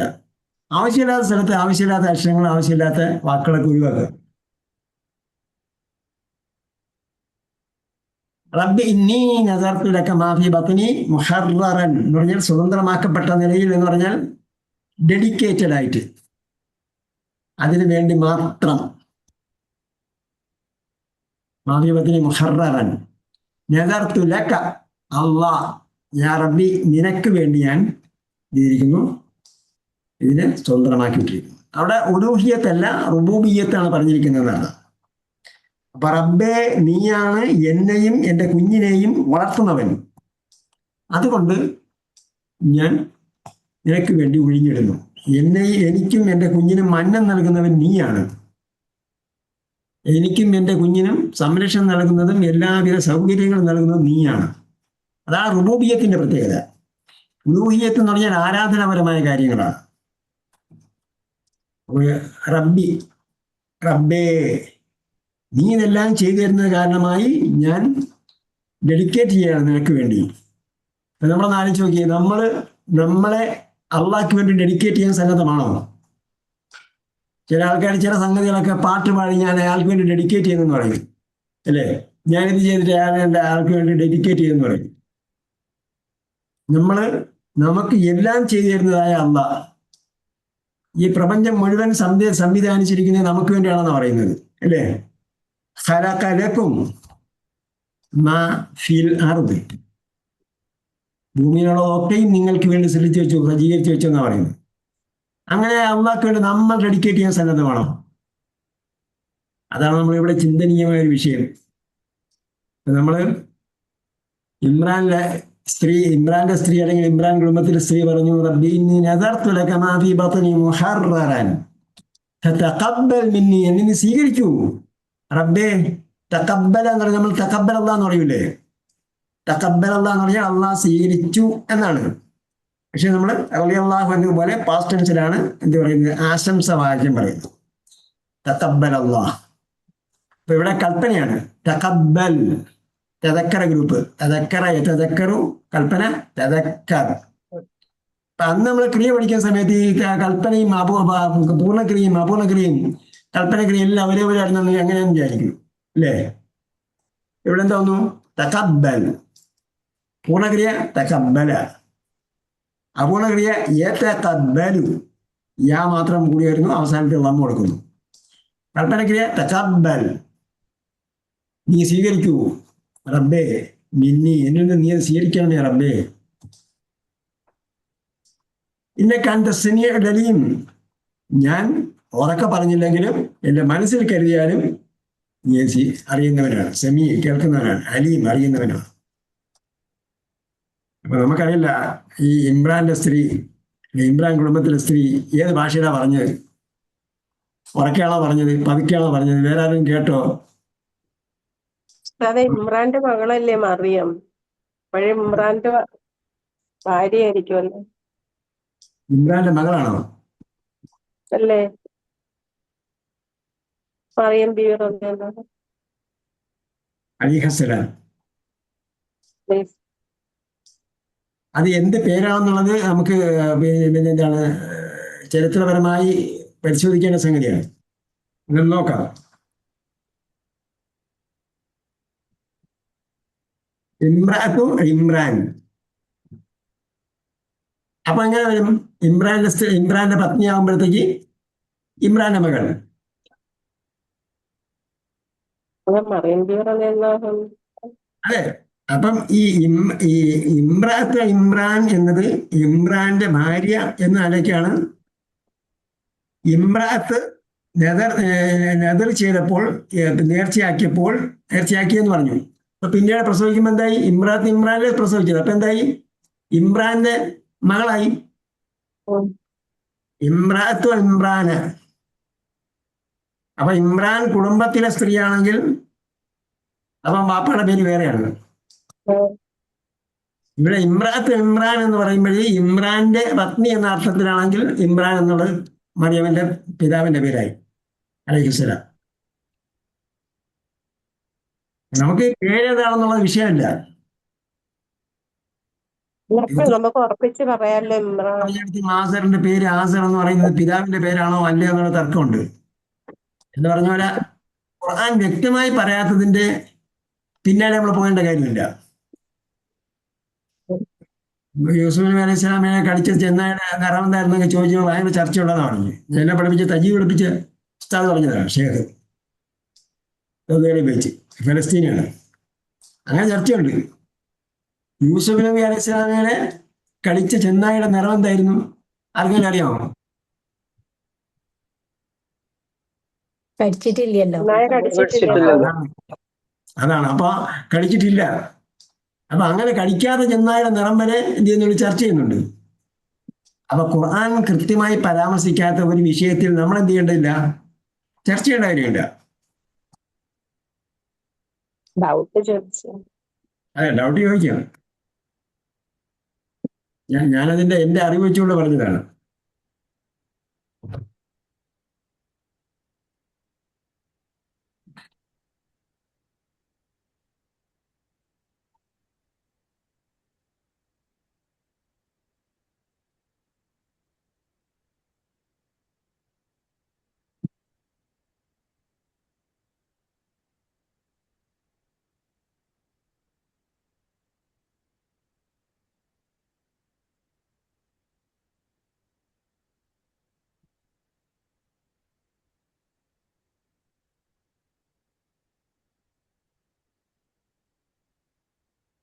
ഓക്കെ.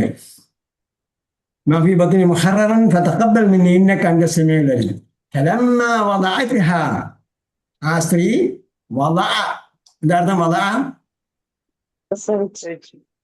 ഇവിടെ അർത്ഥം പ്രസവിച്ചു എന്നാണ്. എന്ന് പറഞ്ഞാൽ വെച്ചു എന്നാണ്. എന്താ പറയാ, അക്ഷരാർത്ഥത്തിൽ പറഞ്ഞാൽ വെച്ചു എന്നാണ്. പക്ഷെ നമുക്കറിയാമല്ലോ, ഡെലിവറി ബോയ് വരൂലേ നമ്മളെ വീട്ടിൽ ഡെലിവറി ബോയ് വരൂലേ? വീട്ടിൽ ഡെലിവറി ബോയ് വരാറുണ്ടോ? അപ്പൊ ബോയ്മാര് ഡെലിവറി ചെയ്യുമോ?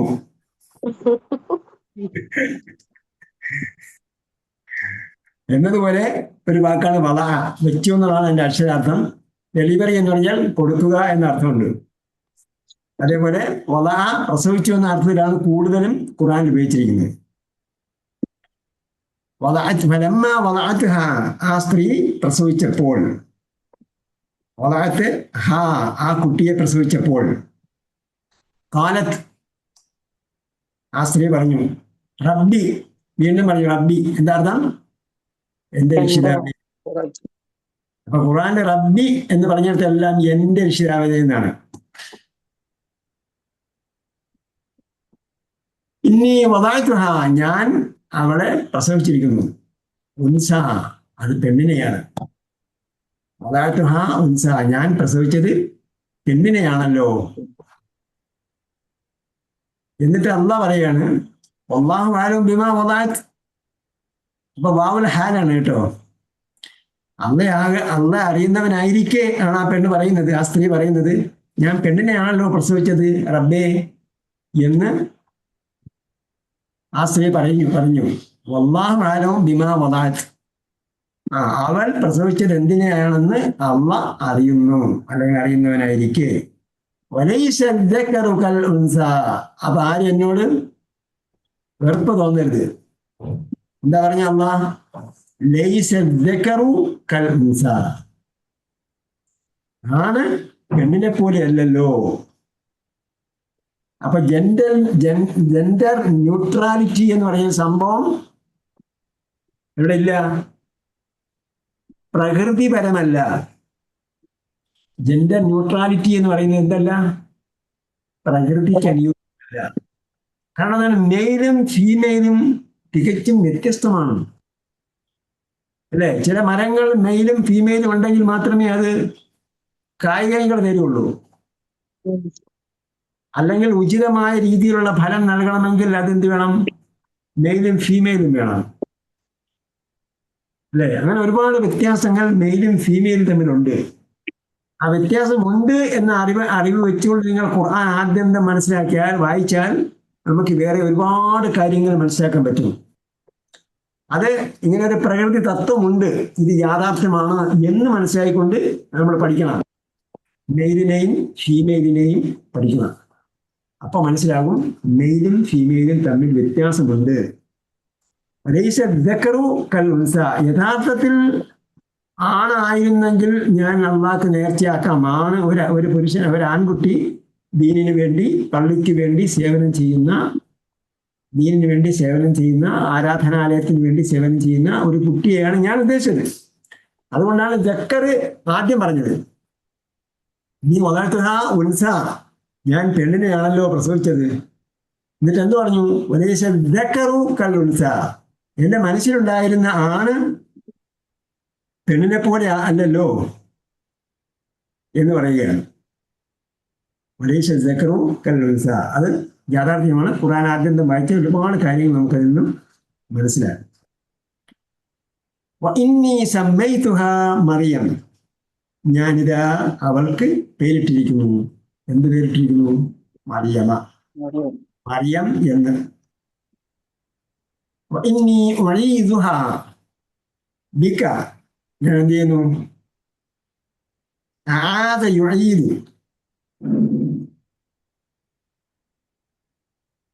എന്ത് ചെയ്യുന്നു? അഊദു എന്ന് പറയുമ്പോൾ എന്താ? ആദ യഊദു, ആദ യഊദു, അഭയം തേടി, അല്ലേ? ആദ യഊദു, അതെന്താണ്? അഊദു, ഞാൻ അഭയം തേടുന്നു. ആദ എന്ന് പറഞ്ഞാൽ എന്താണ്? ഞാൻ വേറൊരാൾക്ക് വേണ്ടി അഭയം തേടുന്നു. ഞാൻ നിന്നെ ഏൽപ്പിക്കുന്നു അവളുടെ സംരക്ഷണോത്തരവാദിത്തം. ബിക, ഞാൻ നിന്നെ എന്ത് ചെയ്യുന്നു? സംരക്ഷണം ചോദിക്കുന്നു. ബിക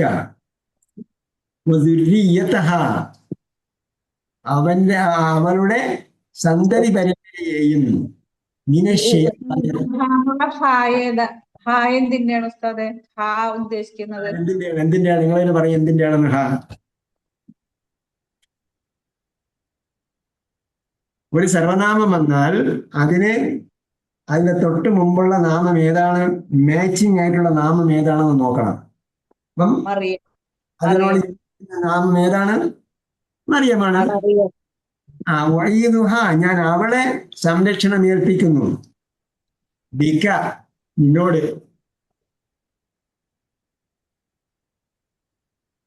വദുർരിയതഹ, ഉഈദുഹ, അവളെയും, വദുർരിയത, അവരുടെ, മിനശ്ശൈത്വാനിർ റജീം, ചതിക്കപ്പെട്ട അല്ലെങ്കിൽ ആട്ടി ഓടിക്കപ്പെട്ട, കേട്ടോ, വലിച്ചെറിയപ്പെട്ട. റജിം എന്ന് പറഞ്ഞാൽ എറിയലാണ്, വലിച്ചെറിയപ്പെട്ട എന്നാണ്. റജിന് എറിയൽ. മിനശ്ശൈത്വാനിർ റജീം, ആട്ടി ഓടിക്കപ്പെട്ട, വലിച്ചെറിയപ്പെട്ട, അഭിശപ്തനായ പിശാചിൽ നിന്നും ഞാൻ അഭയം കാവലിനെ തേടുന്നു. അപ്പോഴെന്ത് ചെയ്തു? തഖബ്ബലഹ, അപ്പോൾ എന്തായിരുന്നു തഖബ്ബലഹ? തഖബ്ബല എന്താണ്? അവൾക്ക് ഉത്തരം നൽകിയോ? സ്വീകരിച്ചു. നേരത്തെ തഖബ്ബൽ കൽപ്പന എന്താ പറഞ്ഞത്? സ്വീകരിക്കൂ എന്നാ. പിന്നെ എന്താന്ന് പറഞ്ഞാൽ നേരത്തെ.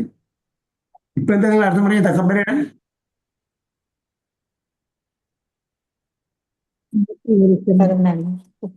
തഖബ്ബല, സ്വീകരിച്ചു.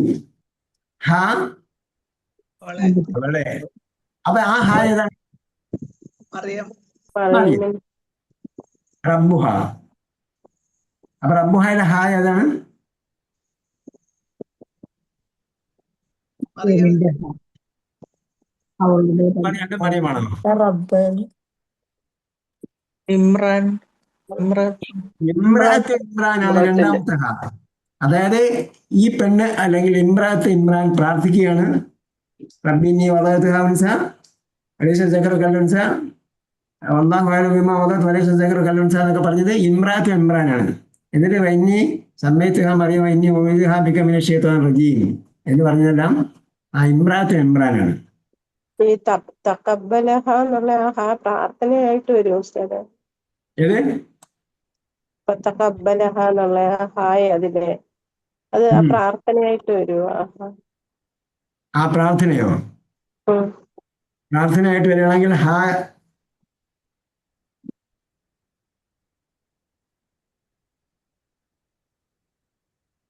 അല്ലല്ല, പ്രാർത്ഥനയുടെ വരാൻ സാധ്യത കുറവാണ്. കാരണം എന്താണെന്ന് വെച്ചാൽ തഖബ്ബലഹ ഇങ്ങനെ പറഞ്ഞു നോക്കുക ആദ്യം. ആ കുട്ടിയെ, ആ മറിയമിനെ, തഖബ്ബലഹ അവളെ, റബ്ബുഹ അവളുടെ, ആ മാതാവിന്റെ റബ്ബ് സ്വീകരിച്ചു. ബിഖബൂലിൻ ഹസനിൻ ഉത്തമമായ സ്വീകാര്യതയോടെ. അമ്പത്തഹ അപ്പോ ആ മറിയമിനെ വളർത്തി. ശരിയല്ലേ? ഉം. അപ്പൊ തഖബ്ബല ഹായുടെ ഹാ ഏതാണ്? മറിയം. മറിയം. മറിയം ആ ഉൻസയായ കുട്ടി. റബ്ബുഹ എന്ന് പറഞ്ഞത് ആ കുട്ടിയുടെ മാതാവാണ് പ്രാർത്ഥിക്കുന്നത്. കുട്ടിയെ മാതാവ് എന്ത് പറഞ്ഞു? ഫലമ്മാ വദഅത്ഹാ ഖാലത് റബ്ബി ഇന്നി വദഅത്ഹാ എന്ന് പറഞ്ഞുകൊണ്ട് പ്രാർത്ഥിക്കുന്നത് മാതാവാണ്.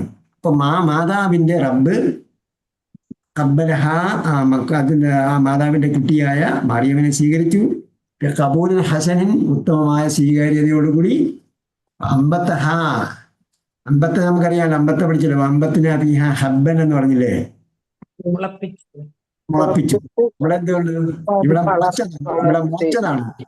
മുളച്ചതിനെ പിന്നെ എന്ത് ചെയ്യണം? വളർത്തണം. അപ്പൊ അമ്പത്തെ വളർത്തി. നബത്ത മുളച്ചു, അമ്പത്തെ മുളപ്പിച്ചു, അല്ലെങ്കിൽ മുളച്ചതാണെങ്കിൽ വളർത്തി. ഇപ്പൊ അക്കാമ എന്ന് പറഞ്ഞാൽ നമ്മൾ നിലനിർത്തി. അക്കീമു സ്വലാത്ത് എന്ന് പറഞ്ഞാൽ എന്താ അർത്ഥം? നമസ്കാരം നിലനിർത്തുക. അപ്പൊ പുതിയതായിട്ട് ഇസ്ലാമിൽ സ്വീകരിച്ചു വന്ന ആളോട് നമ്മൾ അക്കാമ എന്ന് പറഞ്ഞാൽ, അക്കീമു സ്വലാത്ത് എന്ന് പറഞ്ഞാൽ എന്താ അർത്ഥം? അയാൾ നമസ്കാരം ഇല്ലല്ലോ, പിന്നെ എവിടെയാ നിലനിർത്തുന്നത്? നമസ്കാരം സ്ഥാപിക്കുക. അപ്പൊ ആള് സ്ഥാപിക്കണം. ഇല്ലാത്തതിനെ സ്ഥാപിക്കണം, ഉള്ളതിനെ നിലനിർത്തണം. അപ്പം അമ്പത്തെന്ന് പറഞ്ഞാൽ ഇല്ലെങ്കിൽ മുളയ്ക്കാത്തതാണെങ്കിൽ മുളപ്പിക്കണം, മുളച്ചതാണെങ്കിൽ വളർത്തണം. നബാതൻ ഹസനൻ ഉത്തമമായ വളർച്ച. കഫലഹ സക്കരിയ കഫല കഫീലാക്കി. കഫീല് സംരക്ഷകൻ, മേൽനോട്ടക്കാരൻ. നമ്മൾ ഗൾഫിൽ പോകുമ്പോൾ നമ്മളെ സ്പോൺസർഷിപ്പ് ഏറ്റെടുക്കാൻ ഒരാൾ വേണം. നമ്മളെ ഉത്തരവാദിത്തം ഏറ്റെടുക്കാൻ വേണ്ടി ഒരാൾ വേണം. അതാണ് കഫീല്. കഫീൽ. അപ്പൊ ഇവിടെ ഖുറാനിൽ കഫീൽ പറഞ്ഞിട്ടുണ്ട്. നമ്മൾ യഥാർത്ഥത്തിൽ സംരക്ഷണ ഉത്തരവാദിത്തം ആരായിട്ടെടുക്കുന്നത്? അള്ളയാണ്. അപ്പൊ ഇവിടെ എന്ത് ചെയ്തു? അള്ളാഹ് വേറൊരാളെ ഏൽപ്പിക്കുകയാണ്. റബ്ബനഹ റബ്ബുഹ ബിഖബൂലിൻ ഹസനിൻ വഅൻബതഹ നബാതൻ ഹസനൻ. വകഫലഹ സക്കരിയ. സക്കരിയയെ അവരുടെ സംരക്ഷണ ഉത്തരവാദിത്തം ഏൽപ്പിച്ചു. കുല്ലമാ ദഖല എന്താർത്ഥം? കുല്ലമാ പ്രവേശിച്ചപ്പോഴല്ല. കുല്ലമാ എന്ന് പറഞ്ഞാൽ ആ സന്ദർഭത്തിലെല്ലാം ദഖല പ്രവേശിച്ചു. കുല്ലമാ ദഖല പ്രവേശിച്ചപ്പോഴല്ല, കുല്ലമാ ദഹബ പോയപ്പോഴല്ല. കുല്ലമാ ദഖല അലൈഹ. ദഖല അല എന്ന് പറഞ്ഞാൽ അവരുടെ അടുക്കൽ പ്രവേശിച്ചു എന്നാണ്. കുല്ലമാ ദഖല അലൈഹ അവരുടെ അടുക്കൽ പ്രവേശിച്ചു. സക്കരിയ അലൈഹിസ്സലാം അവരുടെ അടുക്കൽ പ്രവേശിക്കുമ്പോഴെല്ലാം, അവരുടെ അടുക്കൽ എവിടെ പ്രവേശിക്കുമ്പോൾ, അൽ മെഹ്റാബ, അതായത് മെഹ്റാബ് എന്ന് പറഞ്ഞാൽ അവരുടെ ആരാധനാ സ്ഥലം. മെഹ്റാബ് ആരാധനാ സ്ഥലം.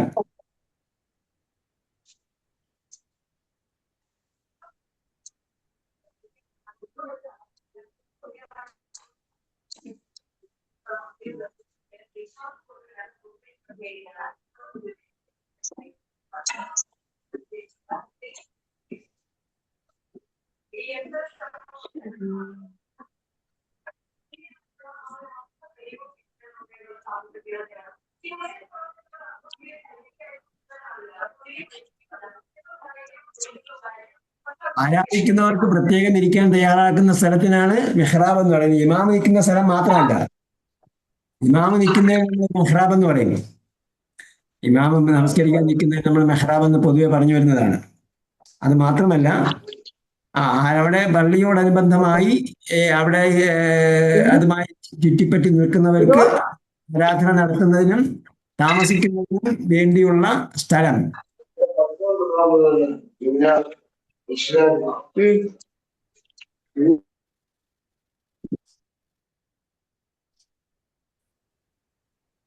മെഹ്റാബ് ആ ആരാധനാ സ്ഥലത്ത് വെച്ച് അവരുടെ അടുക്കൽ പ്രവേശിക്കുമ്പോഴെല്ലാം വജദ കണ്ടു, അവരുടെ അടുക്കൽ രിസുഖൻ ആഹാരം കണ്ടു. അവിടെ ചെല്ലുമ്പോഴെല്ലാം മറിയം അലൈഹിസ്സലാമിന്റെ അടുക്കൽ ആഹാരങ്ങൾ കാണുന്നുണ്ട്. ഖാല യാ മറിയം അന്നാ ലകി ഹാദാ, നിനക്ക് എങ്ങനെയാണ് ഇത് കിട്ടിയത് എന്ന് ചോദിക്കുന്നു. അന്നാ ലകി ഹാദാ. അപ്പൊ അതിനെക്കുറിച്ച് പണ്ഡിതന്മാർ പറയുന്നത്, ഈ മറിയം അലൈഹിസ്സലാമിന്റെ അടുക്കൽ ഭക്ഷണം കൊണ്ടുവന്നു അവിടെ ഇരിക്കുന്നത് കണ്ടാൽ ആരെങ്കിലും കൊടുത്തോന്ന് വിചാരിച്ചാൽ മതിയല്ലോ. അന്നാ ലകി ഹാദാ, നിനക്ക് അവിടെ നിന്ന് കിട്ടിയെന്ന് ചോദിക്കേണ്ട കാര്യമില്ല. ആരെങ്കിലും കൊണ്ടുവന്ന് കൊടുത്താകാം എന്ന് വിചാരിക്കാം. പക്ഷേ അങ്ങനെയല്ല, മറിച്ച് ആ കാലാവസ്ഥയിൽ ലഭിക്കാത്ത പഴവർഗ്ഗങ്ങൾ കണ്ടതായിട്ടാണ് പറയപ്പെടുന്നത്. ആ കാലാവസ്ഥയിൽ ലഭിക്കാത്ത പഴവർഗ്ഗങ്ങൾ അവിടെ കണ്ടു. അങ്ങനെ പ്രവേശിക്കുമ്പോഴൊക്കെ അവിടെ ആ സമയത്ത് ലഭിക്കാത്ത, കിട്ടാത്ത ആഹാര അല്ലെങ്കിൽ പഴവർഗ്ഗങ്ങളൊക്കെ അവിടെ ഇരിക്കുന്ന കാണാം. അന്നാലയ്ക്ക് ഹാദ. അപ്പോ സക്കരിയ അലൈഹി സ്വലാം ചോദിക്കാറുണ്ട്, അന്നാലയ്ക്ക് ഹാദ, ഇത് എവിടെ നിന്ന് കിട്ടി? അന്നാ കൈഫ മുമ്പ് പഠിച്ചിട്ടുണ്ട്. അന്നാലഹു ദിക്ര, എങ്ങനെയാണ് അവന്റെ ഓർമ്മ പ്രയോജനം ചെയ്യുക എന്ന്. അഥവാ അന്ന എങ്ങനെയാണ്, കൈഫ. അന്നാലയ്ക്ക് ഹാദ, നിനക്ക് എങ്ങനെയാണ് കിട്ടിയത് ഇത്? ലക്കി എന്ന വാക്ക് കേട്ടോ. ലക്ക നമ്മൾ, ലക്ക നിനക്ക്. ഒരു പുരുഷനോട് പറയുമ്പോൾ ലക്ക നിനക്ക്, ഒരു പെണ്ണിനോട് പറയുമ്പോൾ ലക്കി നിനക്ക്. അന്നാലയ്ക്ക് ഹാദ, നിനക്ക് എങ്ങനെയാണ് കിട്ടിയത് എന്ന് സക്കരിയ അലൈഹി സ്വലാം ചോദിക്കാറുണ്ട്.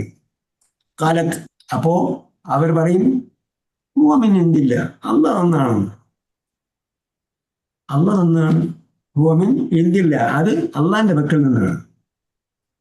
പിന്നെ ഒരു കാര്യം കൂടെ പറഞ്ഞു, ഇന്നല്ലാഹു യർസുഖു മൻ യശാ ബിഗൈരി ഹിസാബ്.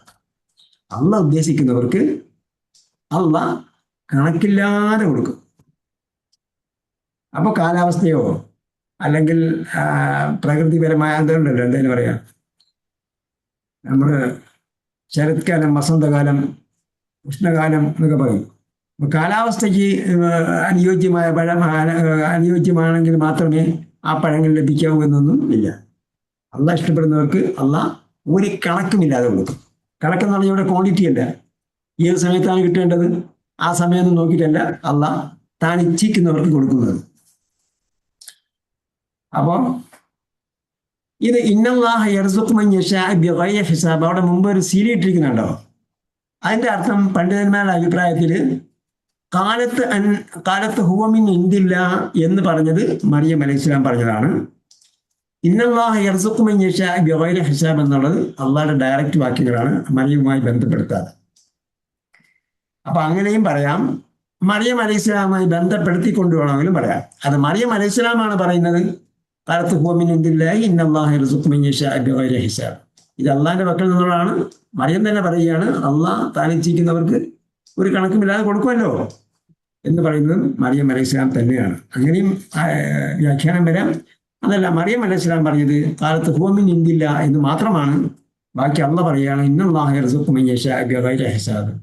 അള്ളാഹ് താൻ ഇച്ഛിക്കുന്നവർക്ക് ഒരു കണക്കുമില്ലാതെ നൽകും.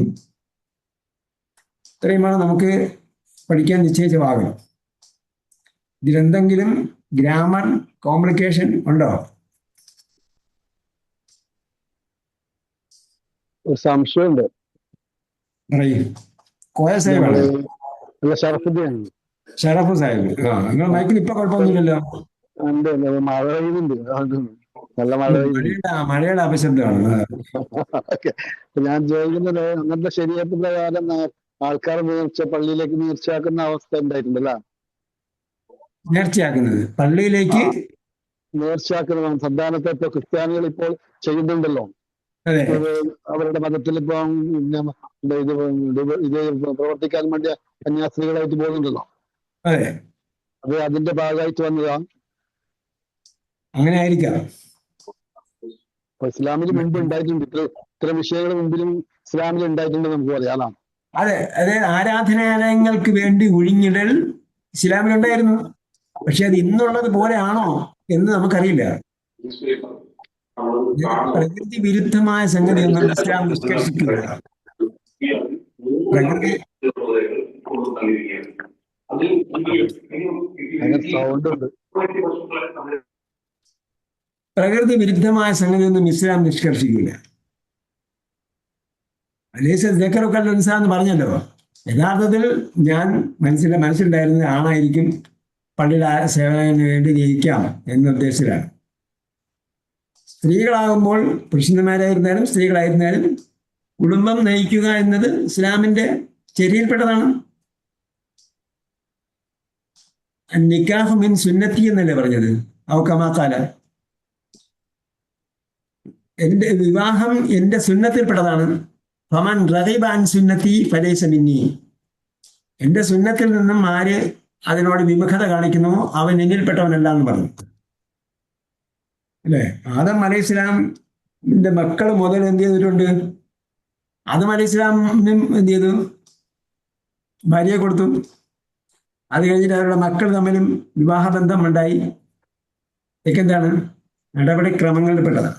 അങ്ങനെ വിവാഹം കഴിക്കാതിരിക്കുക എന്ന സംഭവം ഇസ്ലാമിലില്ല.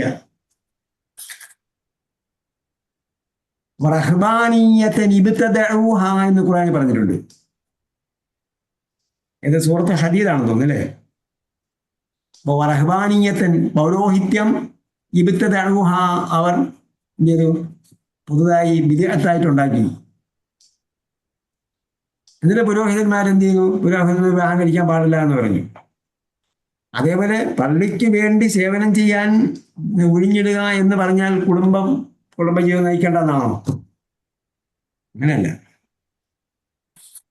പള്ളിക്ക് വേണ്ടി ഒഴിഞ്ഞിടൽ, സ്ത്രീയാകട്ടെ പുരുഷനാകട്ടെ, അതിന്റെ അർത്ഥം പള്ളിയുമായി ബന്ധപ്പെട്ട കാര്യങ്ങൾ ചെയ്യുക. പക്ഷെ നമ്മളിപ്പം കമ്മിറ്റിയിൽ പെണ്ണുങ്ങളെ ഉൾപ്പെടുത്തുന്നില്ലെന്നാണ് പറയുന്നത്. പുതിയ കമ്മിറ്റിക്കാരൊക്കെ എന്തോ പരിഷ്കരണമൊക്കെ വരുത്തിയിട്ടുണ്ട്. പുതിയ കമ്മിറ്റിയിൽ സ്ത്രീകൾ എടുക്കുന്നുണ്ട് ചിലയിടത്ത്. ഇപ്പൊ ചില സ്ഥലങ്ങളിൽ പെണ്ണുങ്ങൾ എടുക്കുന്നുണ്ട്. അത് കമ്മിറ്റിയിൽ എടുത്താലും ഇല്ലെങ്കിലും സ്ത്രീക്ക് ഒരുപാട് കാര്യങ്ങൾ മഹല്ലുകളുമായി ബന്ധപ്പെട്ട് ചെയ്യാനുണ്ട്, അല്ലേ? അപ്പൊ രാവിലെ നമ്മൾ പള്ളിയിലെ കാര്യങ്ങൾ നോക്കാൻ വേണ്ടി പോണ പെണ്ണിനെ കുറിച്ച് നമ്മൾ എന്ത് പറയും? അവൾക്ക് ഭ്രാന്താണെന്ന് പറയും.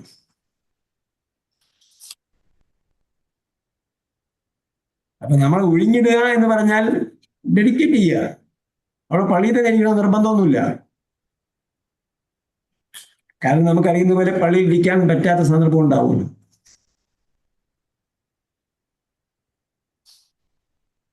അതും സ്ത്രൈണമാണ്, പ്രകൃതിപരമായ കാര്യങ്ങളാണ്, ശരീരത്തിന്റെ ഘടനയിൽപ്പെട്ടതാണ്. ഓക്കെ, വേറെ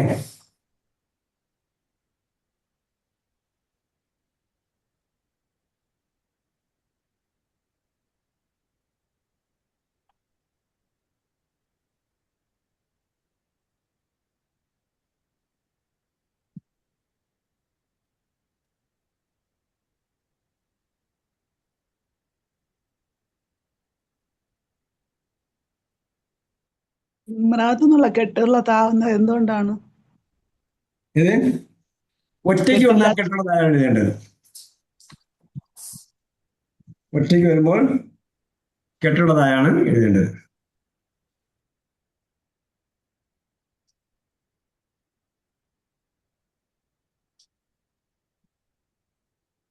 ഉസ്താദ് നമ്മള് അൽബക്കറയിലെ ആൻസർ കീ ഞങ്ങൾ ഷഫാദ് എന്നിട്ട് ചോദിച്ചു കിട്ടിയിട്ടില്ല, ഗ്രൂപ്പിലിടാൻ പറഞ്ഞു. മനസ്സിലായില്ലേ? അപ്പൊ 49 മാർക്ക് കിട്ടിയ ആൾക്കാരുണ്ടല്ലോ, അവരെ ആ കോപ്പി എടുത്തിട്ട് ഇടുക. അതാണ് 48, 49 മാർക്ക് കിട്ടിയ ആൾക്കാരില്ലേ? അല്ല, അന്ന് കഴിഞ്ഞ ക്ലാസ്സിൽ ഉസ്താദ് പറഞ്ഞു ഷഫാദ് ഓഫീസിൽ ചോദിച്ചോന്ന് പറഞ്ഞു. അല്ല, അതുകൊണ്ടാ അന്നേരം ചോദിച്ചത്. ഞാൻ അത് കോപ്പി എടുത്തിടാമെന്ന് വിചാരിച്ചിട്ടാണ്. രണ്ടാമത് പ്രിപ്പയർ ചെയ്യാൻ ബുദ്ധിമുട്ടാണ്. കാരണം ഞാൻ ഇപ്പോ തജ്വീദിന്റെ യഥാർത്ഥത്തിൽ ഇപ്പോഴേ ക്ലാസ് നടക്കുന്ന സമയത്ത് ഞാനിപ്പോ ഒന്ന് കയറിയിട്ടേ ഉള്ളൂ. 60 കിലോമീറ്റർ ദൂരമായിരുന്നു ഞാനുള്ളത്.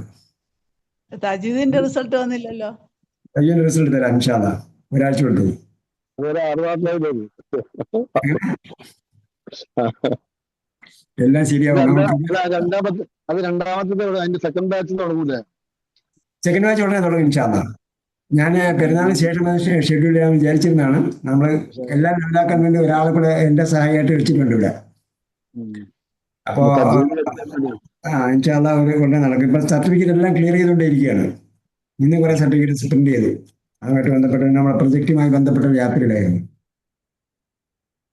പെൻഷൻ എല്ലാം ലെവലായിക്കൊണ്ടേ ഇരിക്കുകയാണ്. ഓരോ കാര്യങ്ങൾ ലെവലാക്കിക്കൊണ്ടിരിക്കുന്നു. ഒരു ഭാഗത്ത് നമ്മൾ ഡെവലപ്മെന്റ് നടന്നുകൊണ്ടിരിക്കുന്നു. നമ്മൾ മദ്രസ വിദ്യാഭ്യാസം തുടങ്ങി. നമ്മളെ കുട്ടികളെ അതിൽ ചേർക്കണം. കുട്ടികളെ പേരക്കുട്ടികളെ ഒക്കെ അതിൽ ചേർക്കണം.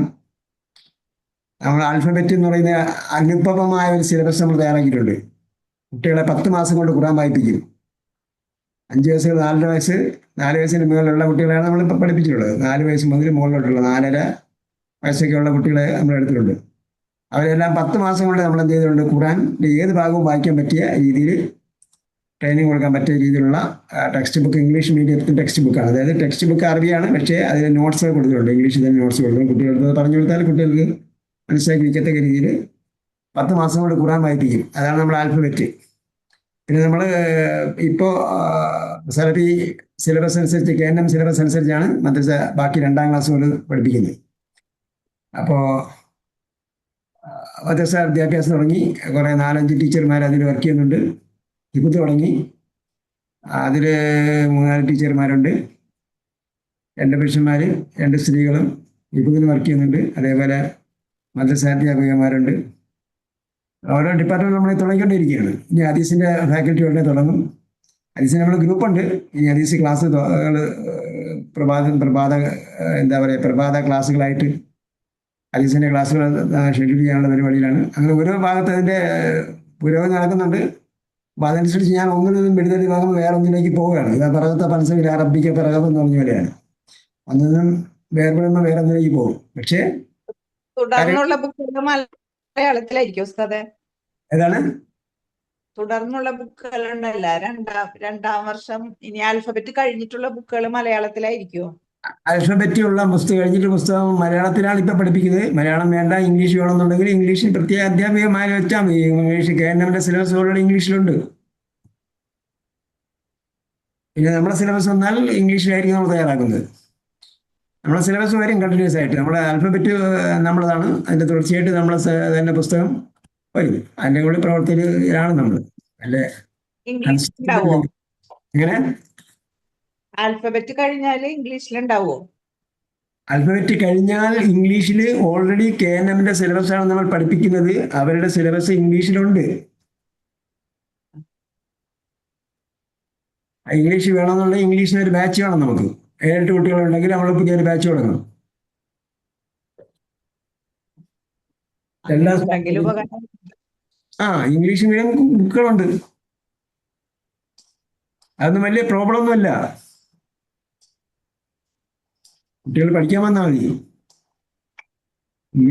ഇംഗ്ലീഷ് ക്ലാസ് ഇല്ലാത്തതുകൊണ്ട് പഠിപ്പിക്കില്ലെന്ന് ചെയ്യുന്നത്. നമ്മളെ ടീച്ചർമാരെല്ലാം ഇംഗ്ലീഷ് പഠിപ്പിക്കാൻ ക്വാളിഫൈഡ് ആയ കുട്ടികളാണ്. നമ്മൾ അണ്ടർസ്റ്റാൻഡ് ഖുറാന്റെ ഇംഗ്ലീഷ് ക്ലാസ് തുടങ്ങി കേട്ടോ. കുട്ടികൾക്ക് വേണ്ടി അണ്ടർസ്റ്റാൻഡ് ഖുറാന്റെ ഇംഗ്ലീഷ് ക്ലാസ് നടക്കുന്നുണ്ട്. സിലബസ് വ്യത്യാസമാണ്, ചെറിയ വ്യത്യാസം ഉണ്ടാവും. അണ്ടർസ്റ്റാൻഡ് ഖുറാൻ ഇംഗ്ലീഷാണ് അതിൽ പോകുന്നത്. അത് ദുആകളും ഒക്കെ ഫോക്കസ് ചെയ്തിട്ടുള്ള നമസ്കാരത്തിലെ പ്രാർത്ഥനകളും നിത്യജീവിതത്തിലുള്ള പ്രാർത്ഥനകളൊക്കെ കൂടി ഉൾക്കൊള്ളുന്ന ഒരു സിലബസാണ് അണ്ടർസ്റ്റാൻഡിംഗ് ഖുർആൻ ഇംഗ്ലീഷിലുള്ള. അപ്പോൾ കുട്ടികൾക്ക് ദിക്റുകളൊക്കെ നമസ്കാരത്തിൽ പ്രാർത്ഥനകളൊക്കെ അതിൽ വരും. അതിലെ അർത്ഥമൊക്കെ അതിൽ വരും. തയ്യാത്തും സലാത്തും അതേപോലെ ദുആകളൊക്കെ അതിൽ വരും. പ്രാരംഭ പ്രാർത്ഥന റുക്കൂഇ പറയാനുള്ള സുജൂദ് പറയാനുള്ളതൊക്കെ അതിൽ വരും. അതിൻ്റെ അർത്ഥം കൂടെ പഠിച്ചു പോകുന്നതാണ് കുട്ടികൾക്കുള്ള അണ്ടർസ്റ്റാൻഡിംഗ് ഖുർആൻ ഇംഗ്ലീഷ്. അതിൻ്റെ ബാച്ച് തുടങ്ങിയിട്ടുണ്ട്. ഇംഗ്ലീഷ് പഠിപ്പിക്കാൻ ക്വാളിഫൈ എല്ലായിടത്ത് +2 കുട്ടി വന്നിരുന്നു. അപ്പോൾ +2 കുട്ടിക്ക് നമ്മൾ പ്രത്യേക സിലബസ് ഉണ്ടാക്കി പഠിപ്പിച്ചിട്ടുണ്ട്. ഇംഗ്ലീഷ് മീഡിയം നീറ്റ് എക്സാം എഴുതിയ ഒരു കുട്ടിയെ വന്നായിരുന്നു. അപ്പോൾ അവർക്ക് നമ്മൾ പ്രത്യേകം സിലബസ് ഉണ്ടാക്കി പഠിപ്പിച്ചായിരുന്നു ഇംഗ്ലീഷിൽ തന്നെ. ഇംഗ്ലീഷിലേക്ക് പോകാൻ നമ്മൾ റെഡിയാണ്. സ്റ്റുഡൻസ് വന്നാൽ ഇൻഷാ അല്ലാഹ് അല്ലാഹു തൗഫീഖ് ചെയ്യട്ടെ. പഠിക്കുക, അടുത്ത തലമുറയെ ഇതിനനുസരിച്ച് വളർത്തുക. അല്ലാഹു തൗഫീഖ് ചെയ്യട്ടെ. നമ്മളെ വീഴ്ചകൾ അല്ലാഹു പരിഹരിച്ചു തരട്ടെ. കമ്മ്യൂണിക്കേറ്റിന്റെ പുതിയ ബാച്ച് ഉണ്ടാവുമോ? കമ്മ്യൂണിക്കേറ്റിന്റെ പുതിയ ബാച്ച് ഇൻഷാ അല്ലാഹ് വരും. കുട്ടികൾ വേണം. ഒരാൾ 2 പേരൊന്നും പോരാ. കമ്മ്യൂണിക്കേറ്റീവിന്റെ പുതിയ ഇപ്പൊ ഇതിനകത്തുള്ള എത്ര പേർക്കുണ്ട് കമ്മ്യൂണിക്കേറ്റീവ് അറബിക്ക് പഠിക്കണം? ഇപ്പൊ 5 പേര് പുതിയ ബാച്ച് ഷെഡ്യൂൾ ചെയ്യും. അത് കുറച്ച് ആൾക്കാരൊക്കെ ഉണ്ടാവും സാധ്യത ഉണ്ട്. നിങ്ങളുണ്ടോ? ഞാൻ ഉണ്ട്. ഏതായാലും 5 പേര് പറയും ഞാനുണ്ടെന്ന്. എന്നായിരിക്കും 5 പേര് 2000 രൂപ അടയ്ക്കും. അടുത്ത മാസം തുടങ്ങും. എത്രയാ? 2000-ഓ? അതെ അതെ. 2000 കുറവൊന്നും ഇല്ലേ ഉസ്താദേ? കുറയാ കുഴപ്പമില്ല. എല്ലാം 2000 പിടിച്ചോണ്ടിരിക്കുന്നത്. 2000 രൂപ ഇന്ന് നമ്മളെ ട്രിവാൻഡ്രത്ത് പോയിട്ട് വന്നപ്പോഴത്തേക്ക് എത്ര ചിലവായി? എങ്ങനെ 2000 പ്രശ്നമില്ല, പക്ഷെ നിങ്ങളൊരു ഗ്യാസ് സിലിണ്ടർ എടുക്കുമ്പോൾ 2000 രൂപ കൊടുക്കണം. എല്ലാത്തിനും വിലയാ. നമ്മൾ ഇവിടുന്ന് ട്രിവാൻഡ്രം സിറ്റിയിൽ പോയി യാത്ര പോയി തിരിച്ചു വരുമ്പോൾ 2000 രൂപ ആയി. നമ്മൾ മറ്റുള്ളതിനെല്ലാം നമ്മൾ ചെലവാക്കുന്നുണ്ടല്ലോ. ഇതില് നമ്മള് കണക്ക് പറയാൻ പാടില്ലല്ലോ, അങ്ങോട്ടും ഇങ്ങോട്ടും കണക്ക് പറയാൻ യാത്ര പോയിട്ട് വരുമ്പോൾ എത്ര ചിലവാകും? ഒരു ദിവസം പോയി കാറുള്ള ആളാണെങ്കിൽ പോയിട്ട് തിരിച്ചു വരുമ്പോൾ എത്ര രൂപയായി? ഒരു കാറിലൊക്കെ പോയിട്ട് വരുവാണെന്നുണ്ടെങ്കിൽ ട്രിവാൻഡ്രം പോയിട്ട് വരാമെങ്കിൽ 10,000-4,000 രൂപയ്ക്കകത്ത് ആവുമായിരിക്കും. ചിലപ്പോ 2000 രൂപ പെട്രോള്. എനിക്ക് ട്രിവാൻഡ്രത്ത് എല്ലാ ആവശ്യത്തിനും ട്രിവാൻഡ്രത്ത് പോകണം. ഏതെങ്കിലും ആവശ്യത്തിന് തിരുവനന്തപുരത്ത് പോവാണെന്നുണ്ടെങ്കിൽ പെട്രോൾ 1500-1800 വേണ്ടേ? അല്ല, അത് നിങ്ങൾ അവിടെ നിന്ന് വരുമ്പോ ഞാൻ പറഞ്ഞത് എനിക്ക് എല്ലാ ആവശ്യത്തിനും സിറ്റിയിൽ പോകണം. അപ്പൊ നിങ്ങൾ തൊട്ടടുത്ത സിറ്റിയിൽ പോകുമ്പോൾ എത്ര രൂപ ചിലവാകുന്ന ഒരു ദിവസം ഒരു യാത്ര? നല്ല പൈസയാവും. നിങ്ങൾ കുടുംബ സന്ദർശനത്തിന് പോയപ്പോ എത്ര രൂപയായി? നിങ്ങൾ കുടുംബ സന്ദർശനത്തിന് തൊട്ടടുത്ത വീട്ടിൽ നിങ്ങൾ പോയി, അടുത്ത ബന്ധുവിന്റെ വീട്ടിൽ പോയപ്പോ എത്ര രൂപയുടെ ഗിഫ്റ്റ് വാങ്ങിക്കൊണ്ട് പോയിട്ട് തിരിച്ചു വന്നപ്പോ എത്ര ചിലവായി? യാത്ര ചിലവായി. നല്ല പൈസയായി. ഒരു പെരുന്നാളിന് എത്ര രൂപയുടെ ഡ്രസ് എടുത്തു? 2000 രൂപയുടെ ഡ്രസ്. ബീഫ് എത്ര രൂപയ്ക്ക് വാങ്ങിച്ചു?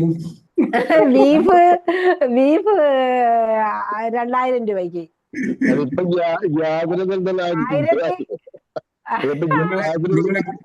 നിങ്ങൾ കലത്തപ്പം മറ്റേ എന്താ പറയാ പിന്നെ ചട്ടിപ്പത്തിരി ഇതെല്ലാം ഉണ്ടാക്കി എത്ര രൂപയ്ക്ക് ഉണ്ടാക്കി?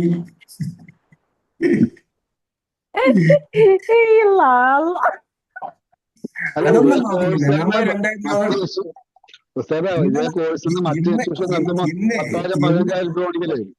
ഇന്ന് നമ്മളെ ടീച്ചർമാർക്ക് ശമ്പളം കൊടുത്തപ്പോ അവര് നമുക്ക് ഇത്രയേ ഉള്ളൂന്നാ ചോദിക്കുന്നത്. അത് കൊടുത്തിട്ട് ഒന്നും ചെലവ് നടത്താൻ പറ്റൂല.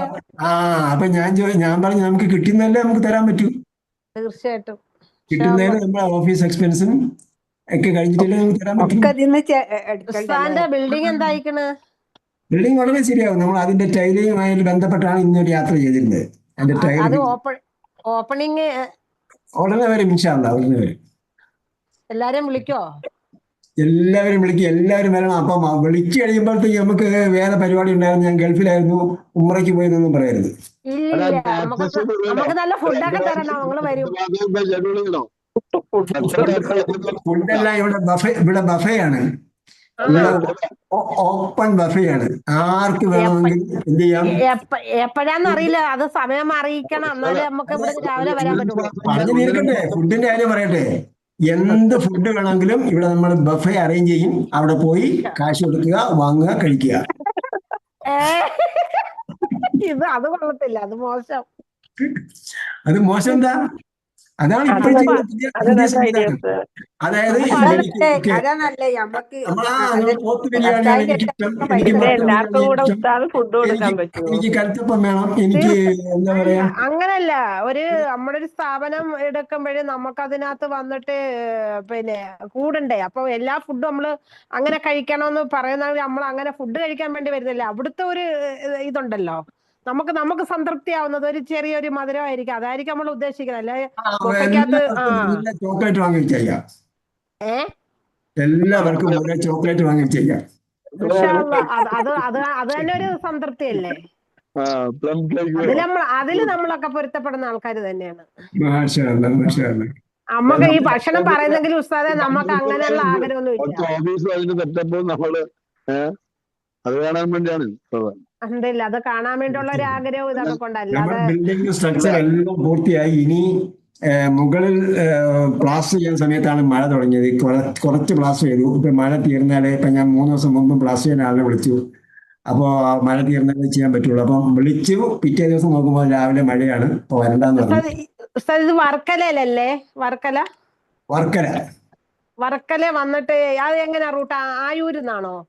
ആയൂര് പോയിട്ടൊന്നും പോകണ്ട. നിങ്ങൾ റെയിൽവേ സ്റ്റേഷനിൽ, നിങ്ങൾ ഏറ്റവും അടുത്ത റെയിൽവേ സ്റ്റേഷനിൽ പോവുക. അവിടെ നിന്ന് ട്രെയിനിൽ കയറി വർക്കല ഇറങ്ങുക. അല്ല, വണ്ടിക്കാ വരുന്നുണ്ടെങ്കിലോ കാറിനാ വരുന്നുണ്ടെങ്കിലോ? കാറിനാണ് വരുന്നെങ്കിൽ കൊല്ലം കഴിഞ്ഞിട്ട് അടുത്ത നേരെ അല്ല, നമുക്ക് കൊല്ലം വരണ്ട, നമുക്ക് പുനലൂർ അഞ്ചര റൂട്ട് വരുന്ന ആണെങ്കിലോ? ഹാർട്ട് എഡ്യൂക്കേഷൻ HS റോഡ് ഇടവ ഗൂഗിൾ മാപ്പ് ചെയ്യുക. അതൊന്നും അറിയത്തില്ല. അങ്ങനത്തെ സ്ഥലമൊന്നും അറിയത്തില്ല, അതാണ്. ഞാൻ ഗൂഗിൾ മാപ്പ് അയച്ചത്. ചടയമംഗലം വന്നാ മതി. നിങ്ങൾ അവിടെ തിരിക്കുമ്പോൾ ഗൂഗിൾ മാപ്പ് അയച്ചു തരും. അല്ല, നമ്മള് ചോദിച്ചെന്ന് പറഞ്ഞാൽ ആയൂര് വന്നിട്ട് പിന്നെ ആറ്റിങ്ങൽ വരണോ? വർക്കല ചടയമംഗലം വഴി ചടയമംഗലം കല്ലമ്പലം വഴി വരാം. കല്ലമ്പലം വഴി ഇവിടെ വരണ്ടല്ലോ, പാങ്ങോടൊന്നും പോണ്ടല്ലോ, അങ്ങൊന്നും പോണ്ടല്ലോ. വേണ്ട, നേരെ കല്ലമ്പലം വരെ NH വഴി. നിങ്ങള് ആയൂര് വന്നിട്ട് അല്ല ചടയമംഗലം വഴി കല്ലമ്പലത്തിൽ കയറും. ചടയമംഗലത്ത് കല്ലമ്പലം വഴി വന്ന് കയറാം. അല്ലെങ്കിൽ കിളിമാനൂർ ഇറങ്ങണം. കിളിമാനൂർ വഴിയും കയറി വരാം. പക്ഷെ നിങ്ങൾ എവിടെ നിന്നാണ് വരുന്നത്? നിങ്ങൾ പുനലൂർ അഞ്ചൽ ആയൂർ ചടയമംഗലം. അങ്ങനെയാണ് നമ്മള് തിരുവനന്തപുരം റൂട്ട് പോകുന്ന അങ്ങനെയാണ്. ആയൂര് ആറ്റിങ്ങല്, അങ്ങനെ അഞ്ചല് ആയൂര് ആറ്റിങ്ങല് ഇങ്ങനെ വന്നിട്ടാണ് പോണത്. നിങ്ങൾ ആറ്റിങ്ങൽ പോകണ്ട. ട്രിവാൻഡ്രം പോകുമ്പോൾ ആറ്റിങ്ങൽ പോകണ്ട. ട്രിവാൻഡ്രം പോകുമ്പോൾ പറ്റുള്ളൂ. ഇവിടെ വരുമ്പോൾ നിങ്ങൾ ആറ്റിങ്ങൽ പോകണ്ട. നേരെ പള്ളിക്കൽ കല്ലമ്പലം. പള്ളിക്കൽ കല്ലമ്പലം. അല്ലെ കിളിമാനൂർ വന്നിട്ട് കല്ലമ്പലം. കിളിമാനൂർ ചടയമംഗലത്ത് വരുന്നവർ കിളിമാനൂർ പോകണ്ട. ചടയമംഗലത്ത് നിന്ന് നിങ്ങൾ പള്ളിക്കൽ ഒന്ന് കയറുക. പള്ളിക്കല് ആരെങ്കിലും ചോദിച്ചാലും പറഞ്ഞു തരുമല്ലോ.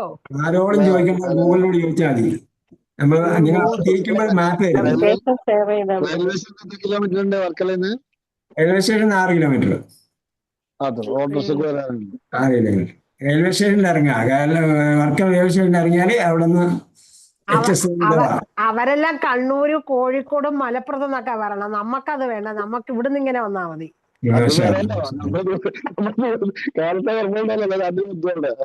നിങ്ങൾക്ക് തലേന്ന് ഇറങ്ങണം, ഞങ്ങൾക്ക് അത് വേണ്ട.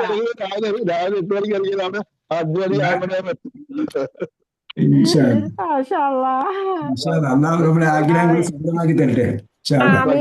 എല്ലാവർക്കും ഒരുമിച്ച് ഇതെങ്ങനെ ഇതെന്താ ക്ലാസിന്റെ കാര്യം പറഞ്ഞത്? ഏതാണ് കമ്മ്യൂണിക്കേറ്റ് അറബിക്ക് 5 പേര് 1200 രൂപ അടക്കി. 1200? 1200 എല്ലാം കൂടെ പാടല്ലേ? നമ്മൾ ഈ കോഴ്സും അതും എല്ലാം കൂടെ പഠിക്കുന്നതുകൊണ്ട് ടൈമും വേണ്ടേ? അല്ല, ആല ഇമ്രാനും കമ്മ്യൂണിക്കേറ്റ് അറബിക്കും പഠിക്കുന്നതുകൊണ്ട് ഒരു കുഴപ്പമില്ല. ആ രണ്ടും ഒരുമിച്ച് പോകാം. ഞാൻ രണ്ടിലും പോകുന്നുണ്ട്. അണ്ടർസ്റ്റാൻഡ് ഖുർആനിലെ സിൽവർ കഴിഞ്ഞാൽ കമ്മ്യൂണിക്കേറ്റ് അറബിക്ക് പഠിക്കാം. നോക്കട്ടെ ഇൻഷാ അല്ലാ. ആ രണ്ടും പരസ്പര പൂരകങ്ങളാണ്. അതിൽ വിട്ടുപോയ കുറെ ഗ്രാമറുകൾ, അതായത് അണ്ടർസ്റ്റാൻഡ് ഖുർആനിൽ വിട്ടുപോയ കുറെ ഗ്രാമർ കമ്മ്യൂണിക്കേറ്റ് അറബിക്കിൽ വരും. പെർഫെക്ഷൻ ലെവലിൽ, അറബിക് ലാംഗ്വേജിന്റെ പെർഫെക്ഷൻ ലെവലിന് വേണ്ടിയാണ് നമ്മൾ അത് പഠിപ്പിക്കുന്നത്. ആ ഖുർആനിലുള്ള ഒരുപാട് പ്രയോഗങ്ങൾ നമുക്ക് പഠിക്കാനുണ്ട്.